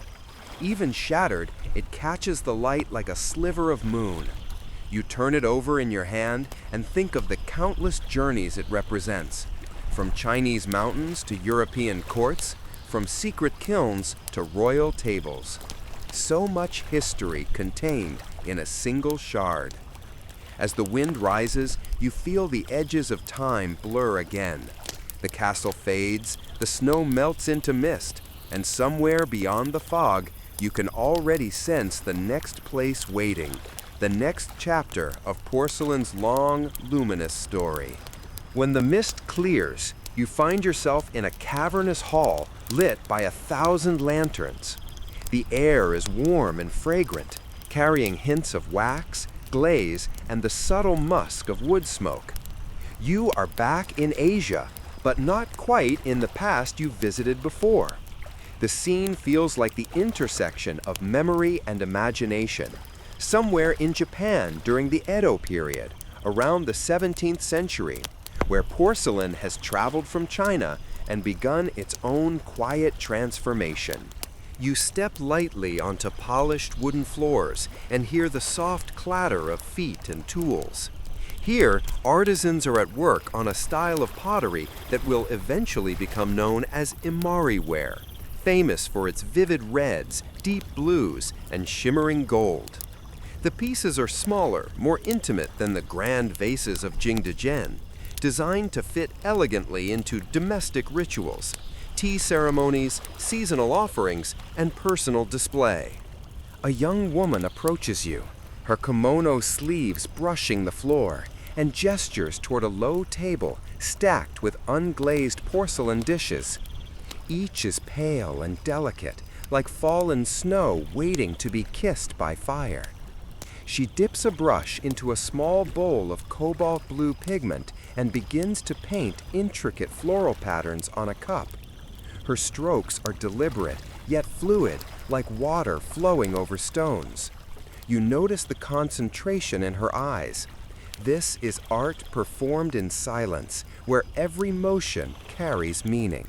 Nearby, an older potter applies red iron oxide to a plate, accentuating flowers and birds with careful shading. The glaze is yet to come, and the color looks flat now, but you know that after firing it will come alive, shimmering with depth and warmth.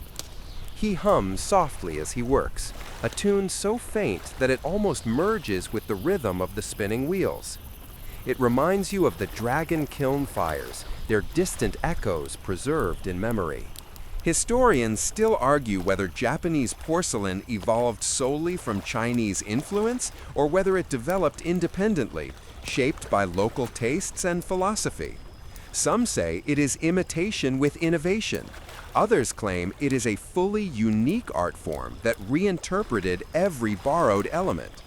You think both are true.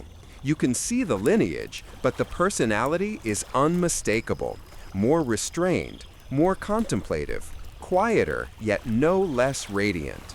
You are led to a small kiln tucked into the hillside. Its mouth glows faintly orange, the fire contained but insistent. A kiln master peers inside and nods. "Careful," he says, gesturing toward the shelves. "Each piece must survive the heat, but not lose its soul." You follow his gaze to a row of cups, their surfaces poised to metamorphose. He explains that the secret is in managing temperature precisely, often adjusting the placement of vessels by mere centimeters, anticipating the way heat will rise and swirl within the chamber. A quirky tidbit floats into your mind. Some Edo period potters believed that if they whispered encouragement to their pieces before firing, the porcelain would respond, becoming stronger, more vibrant. You smile at the idea of talking to clay, as if it could understand or appreciate praise, and glance at the potters who work with quiet devotion, perhaps secretly practicing the ritual without admitting it. You pick up a small bowl that has cooled from a previous firing. Its surface is smooth and pale, and when you tilt it to the light, faint crackles shimmer like tiny rivers frozen beneath glass. This crackle glaze, they tell you, is prized for its unpredictability. Every fissure is unique, every pattern accidental, yet intentional. Beauty born of patience and surprise. You trace the delicate lines with your fingertip and feel connected to centuries of hands that have shaped, fired, and adored such imperfections. A young apprentice whispers in your ear that the potters here often experimented with techniques to mimic natural phenomena, clouds, waves, or frost patterns. You lean closer and notice that some plates resemble miniature landscapes, delicate mountains and rivers captured in tiny bursts of color. There is a serenity to this approach, an intimacy with nature that mirrors the philosophy of harmony that guides the culture. You wander to a display area where finished imari pieces are stacked for inspection. They glimmer under lantern light, red and blue dancing together like sunlight on water. Gold leaf accents catch your eye, applied with meticulous care. Each brushstroke seems to hold a story, a whisper of the hands that moved so delicately, yet decisively. The master explains that these pieces are intended not for the grand halls of kings, but for personal enjoyment. The tea master's study, a merchant's collection, or a samurai's private room. There is pride and restraint here, in creating beauty for quiet contemplation rather than display. As the afternoon deepens, you follow a stream of apprentices carrying freshly glazed porcelain to the firing chamber. The kiln is larger than you expected, its mouth wide, yet the interior glows softly, like a contained sun. Workers adjust positions and fuel, ensuring even heating. You are struck by the intimate relationship between potter and flame, the understanding that the kiln is both a tool and a temperamental partner. One misstep could ruin days of work, yet perfect harmony produces pieces that seem to defy time itself. Historians still argue whether Edo period potters prioritized innovation over tradition. Some argue that imitation of Chinese styles was a limiting factor. Others believe that constraint fostered creativity. You watch as a master demonstrates a complex overglaze technique, layering pigments in patterns that only emerge after multiple firings. The process is painstaking and slow, yet the results are breathtaking, a testament to patience and foresight. You are invited to try brushing a design yourself. Hesitant, you dip a brush into red iron oxide and trace a tiny vine across a plate. Your line wobbles slightly, and the master laughs softly. Even a master began with trembling hands, he says. Soon you will forget fear and speak only through clay.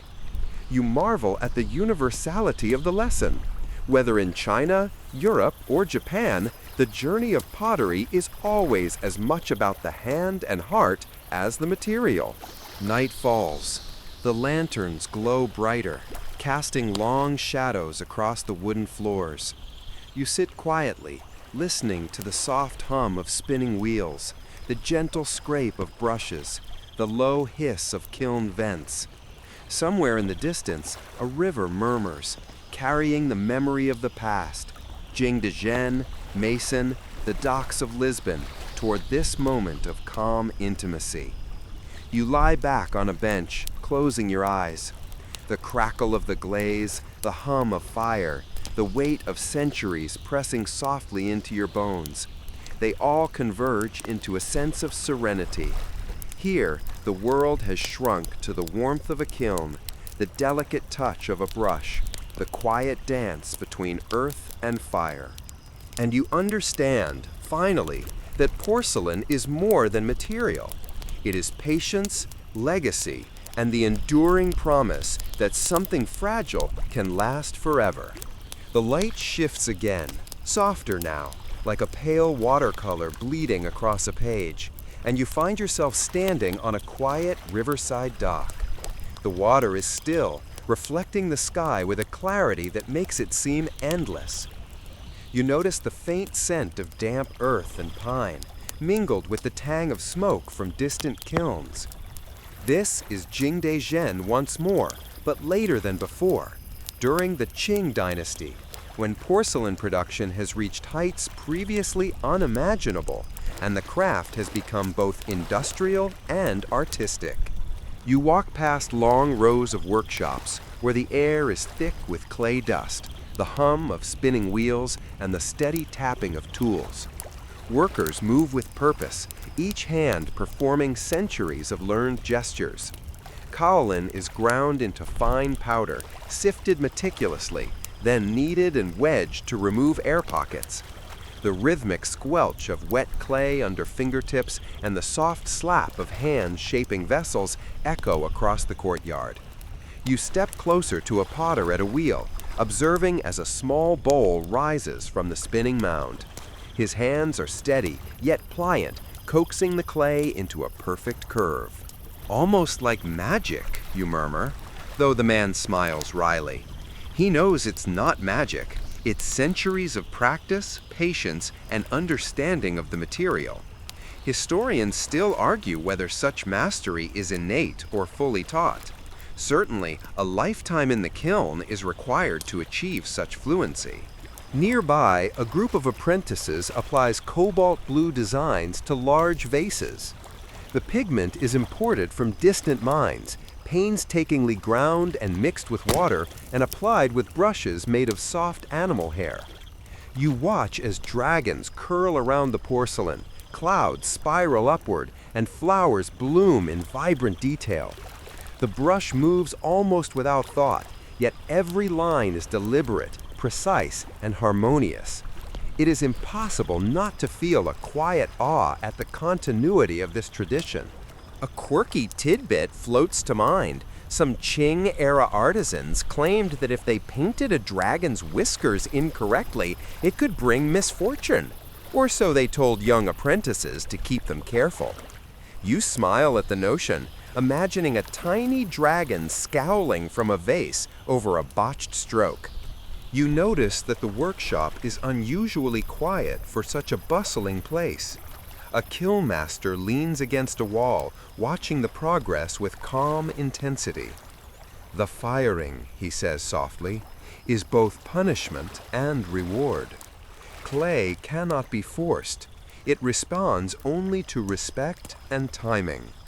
He gestures toward the kilns, enormous dragon kilns that stretch across the hillside. Flames flicker behind small vents, the air vibrating with heat.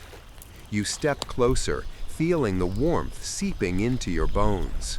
The vessels are carefully stacked inside, the spaces between them calculated to allow heat to flow evenly. Wood is fed gradually, the temperature adjusted with skillful taps and observation.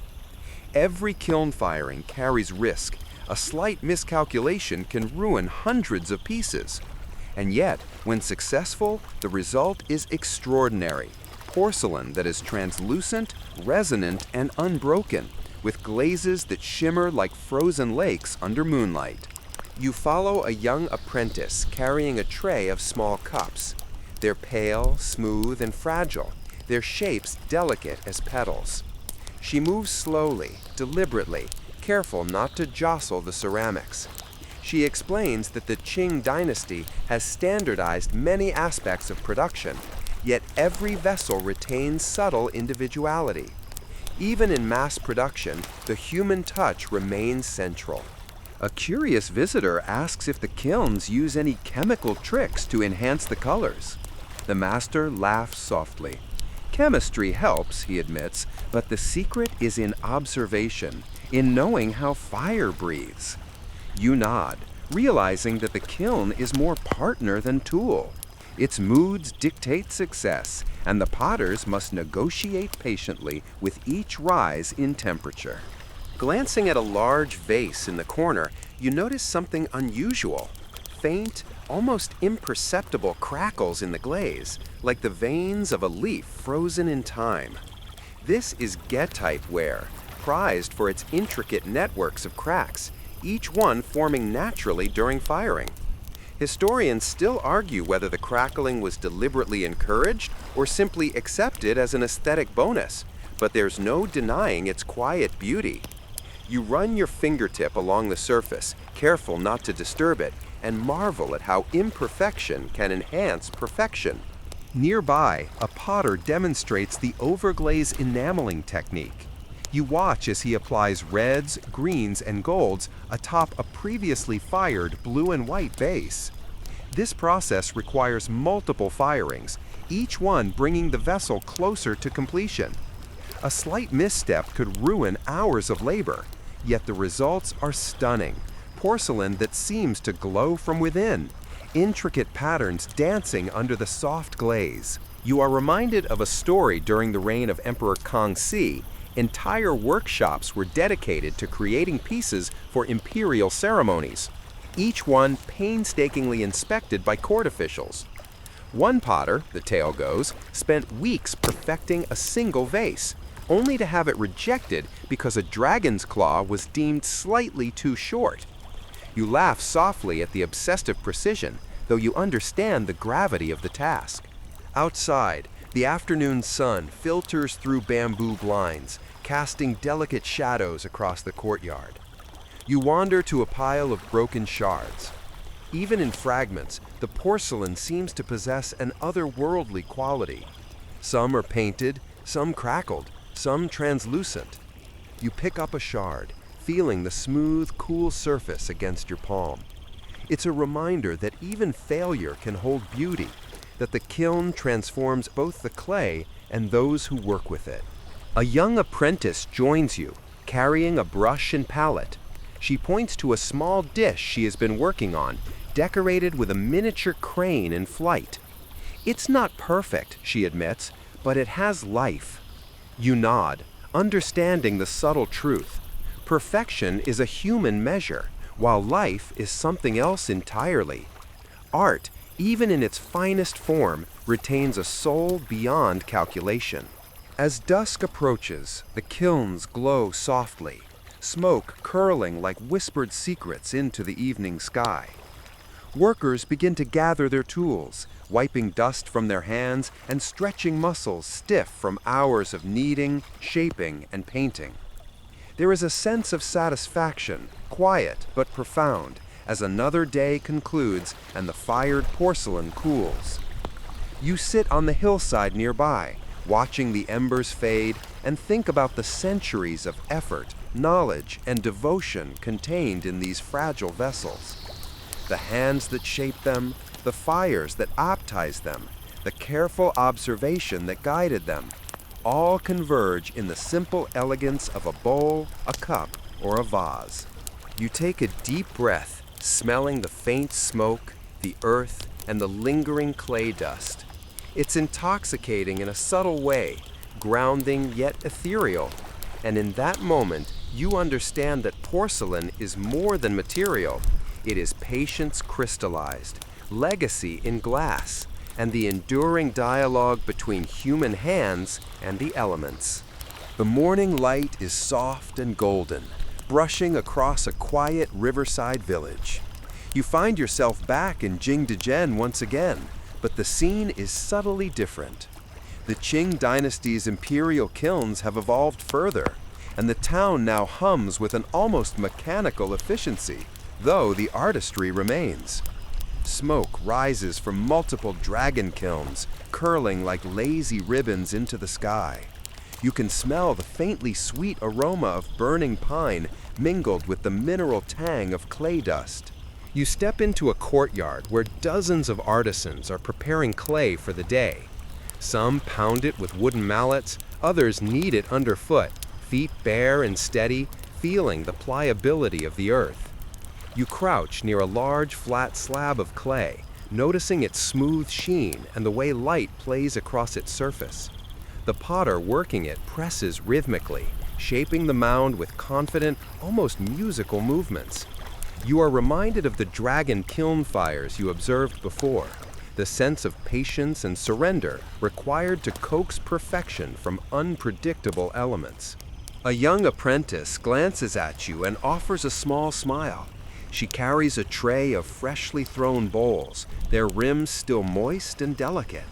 You notice the subtle variations in shape, tiny quirks that make each vessel unique.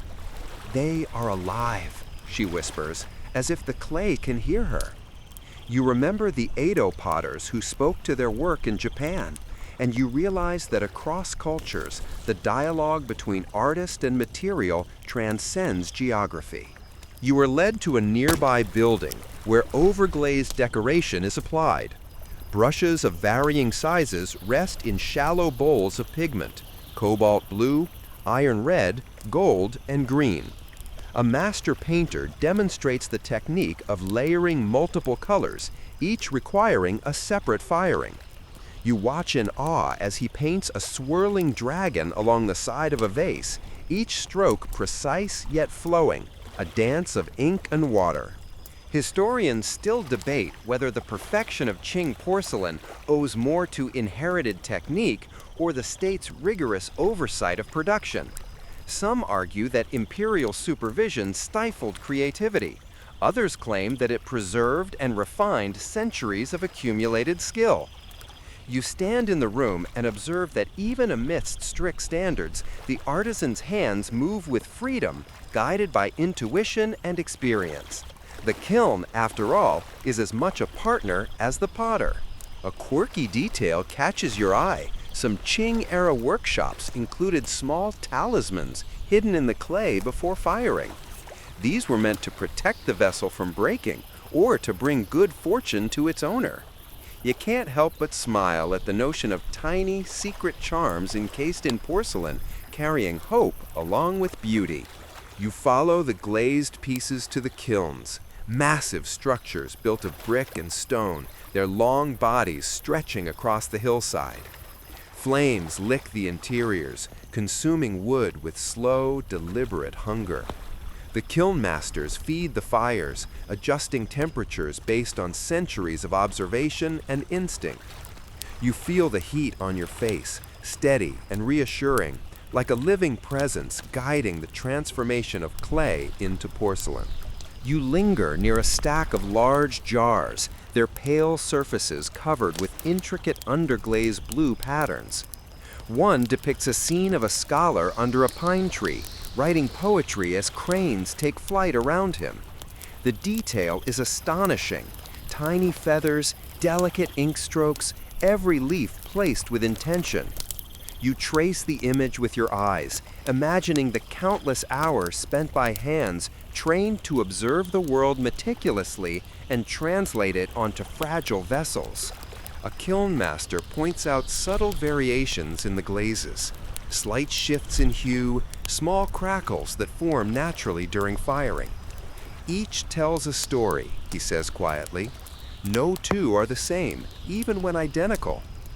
You hold a shard in your hand, feeling the smooth surface and the tiny fissures, and realize that these imperfections are the signature of fire and time, not flaws.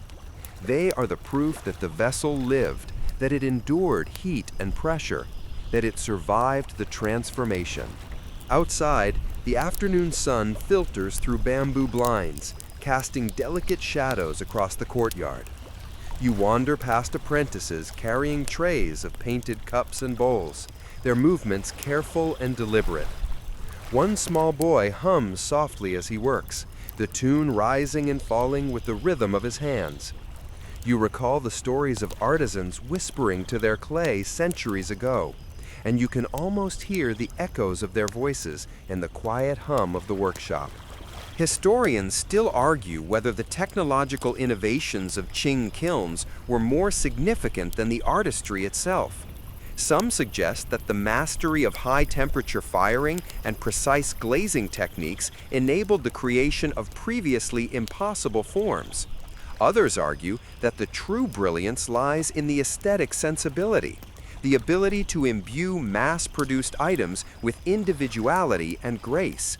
You feel it in your chest, standing among the fires and the dust. Both are true, intertwined, inseparable. A peculiar observation strikes you. Some pieces destined for export are deliberately painted in patterns that Europeans will find exotic and desirable. Dragons, waves, phoenixes, and chrysanthemums are stylized in ways meant to appeal to foreign collectors, blending tradition with commerce. You chuckle softly at the thought that the artisans, centuries ago, were already marketing geniuses, crafting objects that could traverse continents and cultures. You pause near a kiln vent, watching the embers glow and listening to the subtle hiss of escaping air. There is a meditative quality to this moment, the heat, the light, the rhythm of work, all blending into a sense of quiet eternity. You breathe in slowly, feeling the warmth and dust in your lungs, and realize that this is what the potters have always known. Mastery is not only in the finished piece, but in the journey of shaping, firing, and waiting. As evening approaches, you watch the final pieces cool, their surfaces gradually hardening, their glazes settling into luminous perfection. Workers begin to clean tools, sweep floors, and rest their tired hands, the hum of activity softening into a tranquil rhythm. You sit on a low bench and take in the scene, feeling the centuries of dedication, patience, and love for clay converge around you. The sun dips low behind the hills, and the kiln's glow fades to a gentle ember. You can almost hear the whispers of the past in the settling dust, the soft exhale of the cooling porcelain, the quiet satisfaction of hands that have shaped the earth into vessels of enduring beauty. You think of all the places you've visited, Jingdezhen, Japan, Meissen, Lisbon, and recognize a continuous thread, the human impulse to transform earth into light, to create fragility that endures, to leave a trace of presence long after the moment has passed. You exhale slowly, letting the warmth and calm wash over you, feeling both small and infinite amid the fires and the dust, the clay and the hands that shaped it. The landscape shifts subtly, and you find yourself walking through a serene garden, the kind that seems designed to slow the mind and ease the senses. Gravel paths wind between carefully pruned trees, koi ponds glint in the sunlight, and small bamboo bridges span gentle streams. This is Kyoto, sometime in the early 18th century, during Japan's Edo period, where porcelain has become an intimate part of daily life, not just a luxury for collectors. You wander past small tea houses tucked beneath the eaves of maple and pine. The faint scent of roasted tea leaves drifts toward you, mingling with the mineral tang of kaolin nearby. Inside, artisans are at work preparing delicate porcelain cups and bowls for the tea ceremony, an art form that has evolved alongside the vessels themselves. The cups are smaller, more refined than those you saw in Jingdezhen. Their glazes subtly tinted, with pale blues, soft whites, and occasional crimson highlights. Each is shaped to fit perfectly in a human hand, smooth and warm to the touch. You crouch near a table where a master potter demonstrates the wheel. His movements are slow, deliberate, almost ritualistic. Hands cup the spinning clay, coaxing it upward into a small bowl, the walls thin yet strong. He hums softly, a barely audible tune, as if encouraging the clay to rise. Historians still argue whether Japanese porcelain was influenced more by Chinese imports or by indigenous pottery traditions. But here you see both forces at play. Forms inspired by earlier Chinese vessels, yet adapted to local tastes and aesthetics. The subtlety of imperfection, the gentle asymmetry, the slight variations in glaze is not seen as a flaw, but as a sign of life, a trace of the potter's hand. Nearby, a young apprentice applies overglazed decoration, her brush moving with surprising speed and precision. She paints delicate cherry blossoms along the rim of a cup, the petals so finely detailed that you swear you can feel the soft texture with your eyes. She pauses occasionally, stepping back to consider the composition, her movement deliberate and meditative. The cup is complete only when it feels balanced, she whispers, as if speaking to both the vessel and the air around her. A quirky fact drifts into your mind. Some Edo potters believe that talking softly to their vessels before firing would imbue them with a quiet, enduring spirit. You imagine the apprentices murmuring encouragement to the clay, sharing secrets it will never reveal, and can't help but smile at the thought. You follow a line of fired bowls moving toward the kiln. The chamber is large but manageable, its brick interior glowing with gentle heat.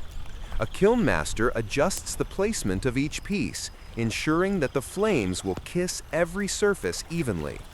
You feel the warmth on your face and arms, a steady pulse that matches your own breathing.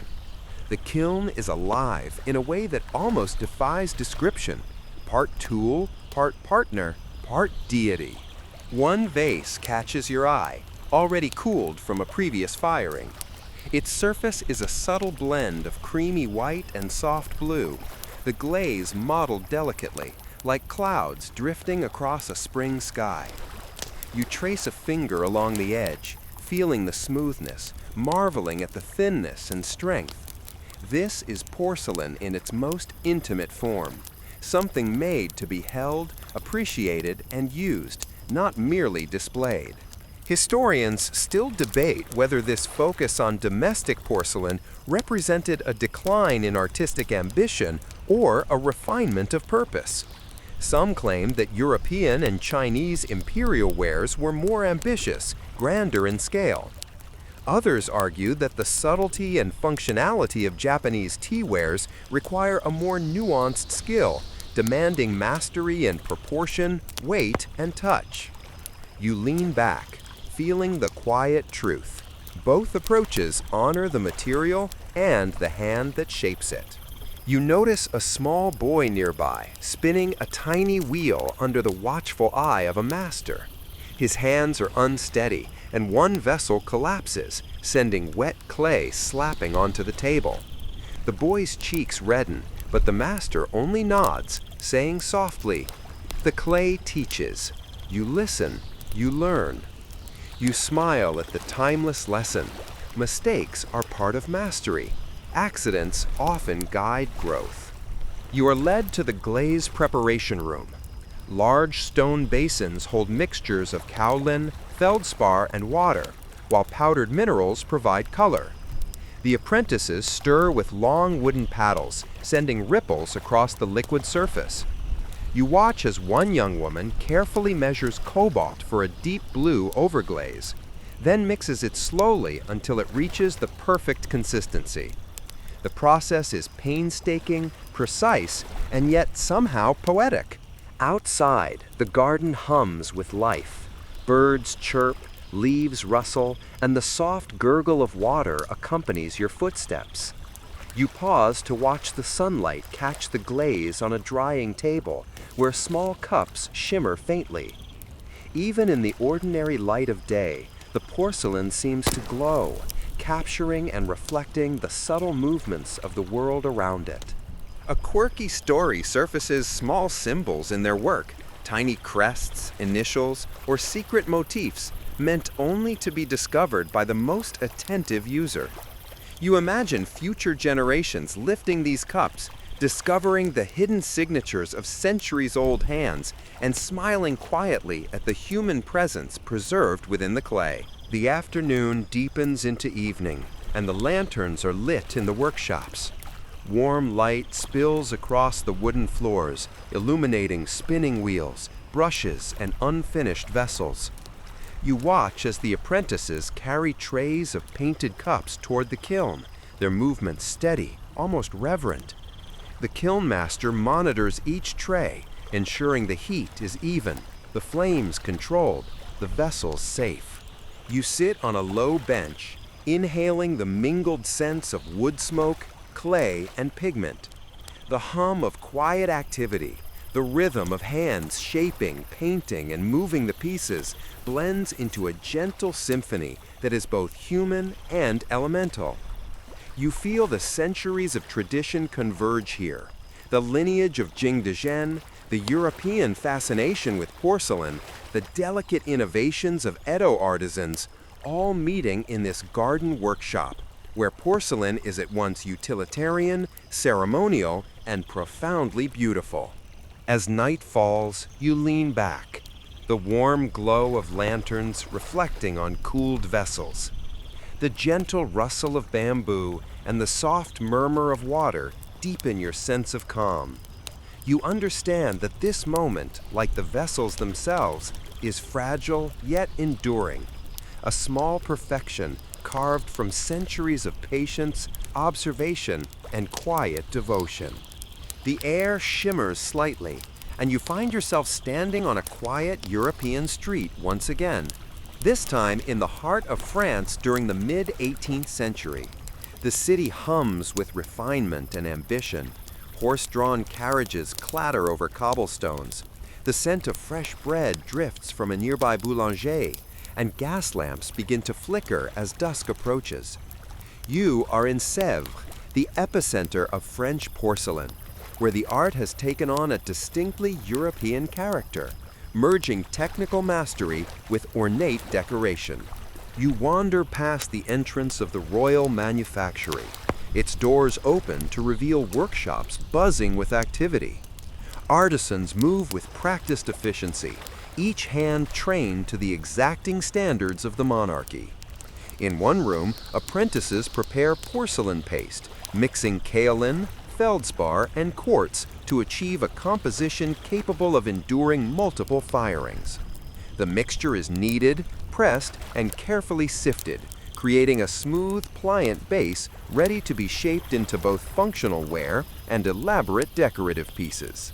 Nearby, a master modeler works on a clay figure, a cherub, its delicate fingers curling with lifelike precision. You watch as he shapes, smooths, and adjusts, fully absorbed in the tactile conversation between hand and material. The figure seems almost to breathe beneath his touch. Historians still argue whether European porcelain figures were purely decorative or if they served as symbolic storytelling tools, reflecting mythology, virtue, or courtly ideals. Standing here, you feel that perhaps they are both, embodying artistry and meaning simultaneously. A quirky detail catches your attention. Some Sèvres modelers would hide tiny symbols or initials in the folds of robes or along the wings of cherubs, a subtle signature that only the keenest eye might detect. You lean closer to a nearly finished figurine and imagine a future collector lifting it carefully, discovering the hidden mark, and smiling at the centuries-old human touch preserved in porcelain. In another hall, painters apply delicate overglaze enamels to plates, vases, and cups. The pigments, reds, greens, blues, and gilded accents, are applied in multiple stages, with each layer fired before the next is added. You watch a painter, brush poised, tracing intricate patterns that curl and swirl across the porcelain surface.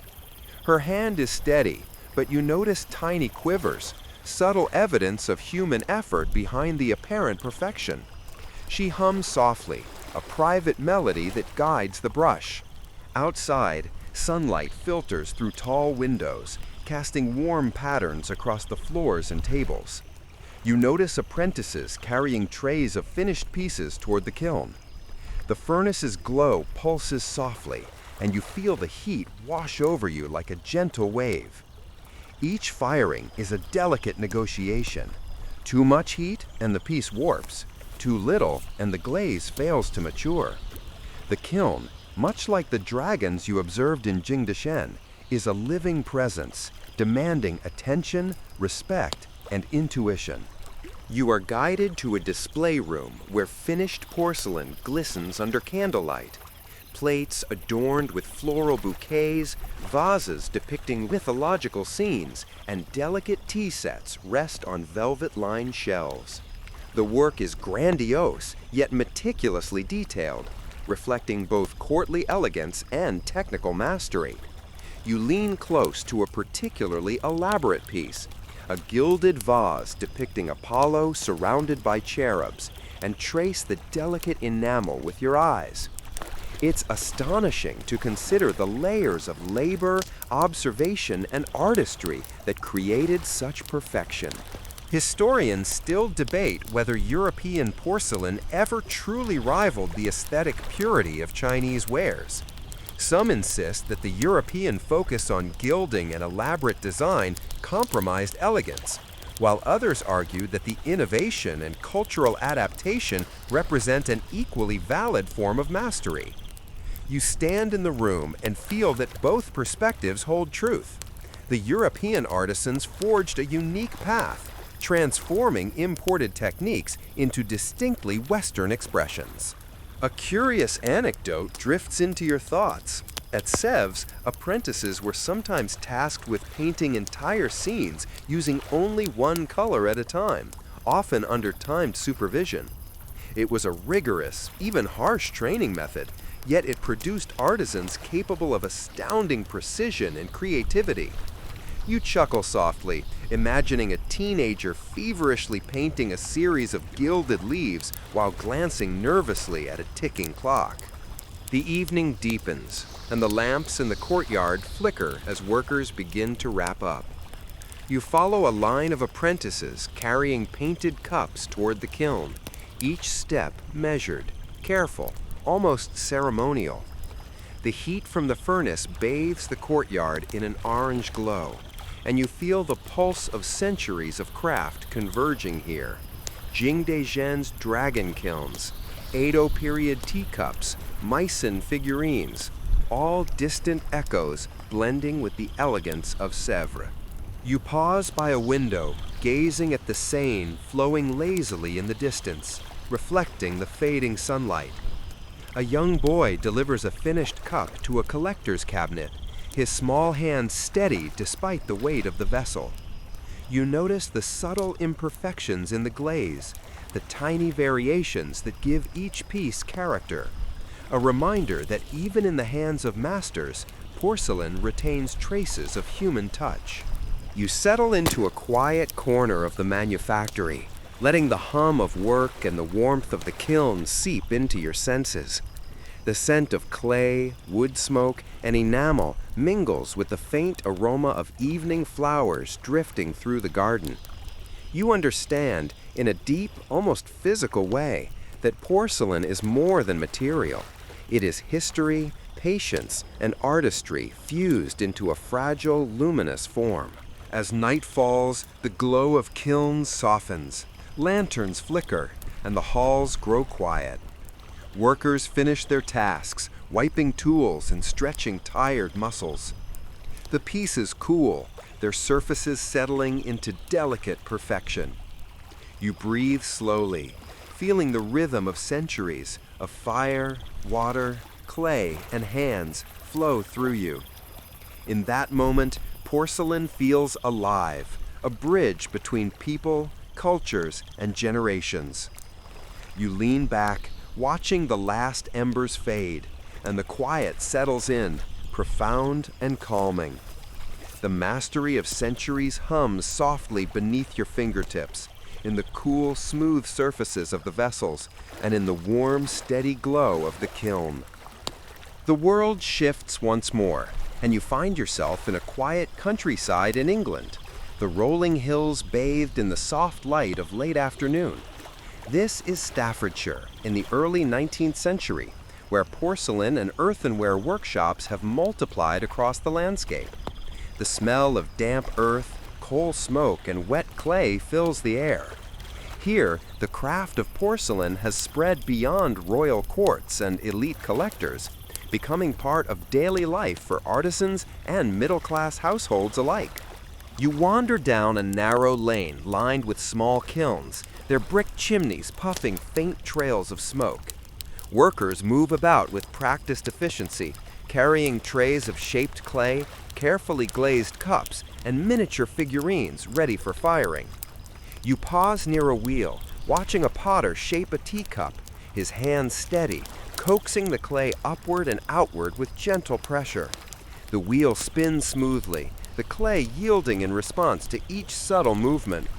Historians still debate whether Staffordshire porcelain retained the artistic depth of Chinese or Sèvres works, or if its true value lay in accessibility and function. Standing here, you can appreciate both perspectives. The skill is evident even in these seemingly humble wares. Nearby, a young woman applies overglazed decoration to a delicate cup. Her brush moves with care, painting fine lines and floral patterns that will be set in a gentle firing. A quirky fact drifts through your mind.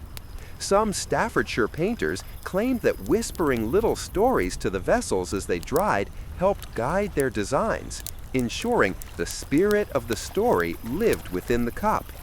You smile at the notion, imagining the small dramas and whispered confidences that have traveled through clay for centuries.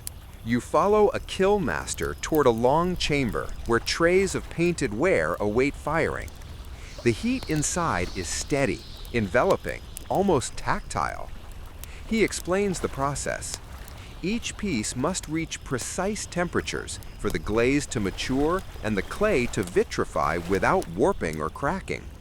He moves with confident hands, adjusting fuel, inspecting placement, and observing the rising smoke. The kiln is alive, a demanding yet faithful partner. A line of apprentices carries freshly glazed cups, their movements deliberate and careful. The younger ones occasionally wobble, their trays tilting slightly, but the masters guide them gently. One small boy drops a cup, and it shatters with a soft, final chime. The apprentices sigh, but the master smiles and says, "Even in brokenness we learn." You nod, thinking of the thousands of pieces over centuries that have shattered, yet still taught lessons in patience, technique, and humility. You wander into a display room where finished pieces rest on polished wooden shelves. Cups, plates, teapots, and figurines gleam softly, their glazes capturing the fading light. You notice the subtle imperfections, the faint variation in color, the slight undulation of a rim, the tiny ripple in a painted flower. These are marks of human hands, proof that even in industrially scaled workshops, artistry persists. Historians still argue whether such imperfections diminish value or enhance the human connection, but you feel they add warmth and life to the vessels. A young girl demonstrates the technique of transfer printing, carefully pressing a patterned sheet onto a plate. The image transfers delicately, the design crisp and clear, yet slightly varied from plate to plate. This innovation allows wider distribution of intricate patterns while maintaining individuality.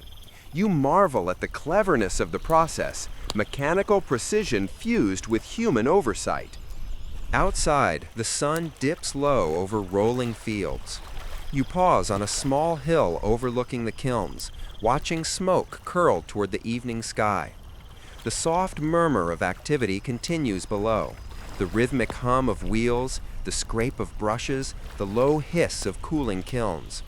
There is a timeless quality to this moment, as though centuries of porcelain making converge here. The dragon kilns of Jingdezhen, Edo tea bowls, Meissen figurines, Sèvres gilded wares, all echo in the quiet pulse of Staffordshire.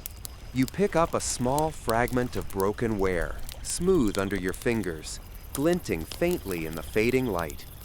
Even in fragments, porcelain holds beauty. The curve of a rim, the delicate glaze, the imprint of a brushstroke. You feel connected to every artisan who has shaped, fired, and cherished clay for centuries. As night settles, the kiln's glow fades. Lanterns flicker softly, and workers finish their day, wiping tools and stretching tired muscles. The world quiets, leaving only the gentle sounds of cooling clay and distant countryside.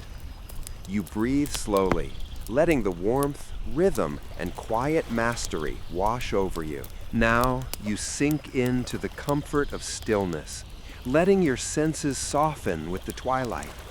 The scent of clay and faint embers lingers in the air, carrying a quiet memory of hands shaping, brushing, and firing vessels through centuries. You imagine the gentle arc of the potter's wheel, the hum of spinning kilns, and the soft, deliberate strokes of artisans across continents and eras. Each vessel, whether a grand Sèvres vase, a humble Staffordshire teacup, or a delicate Imari bowl, carries traces of patience, care, and devotion.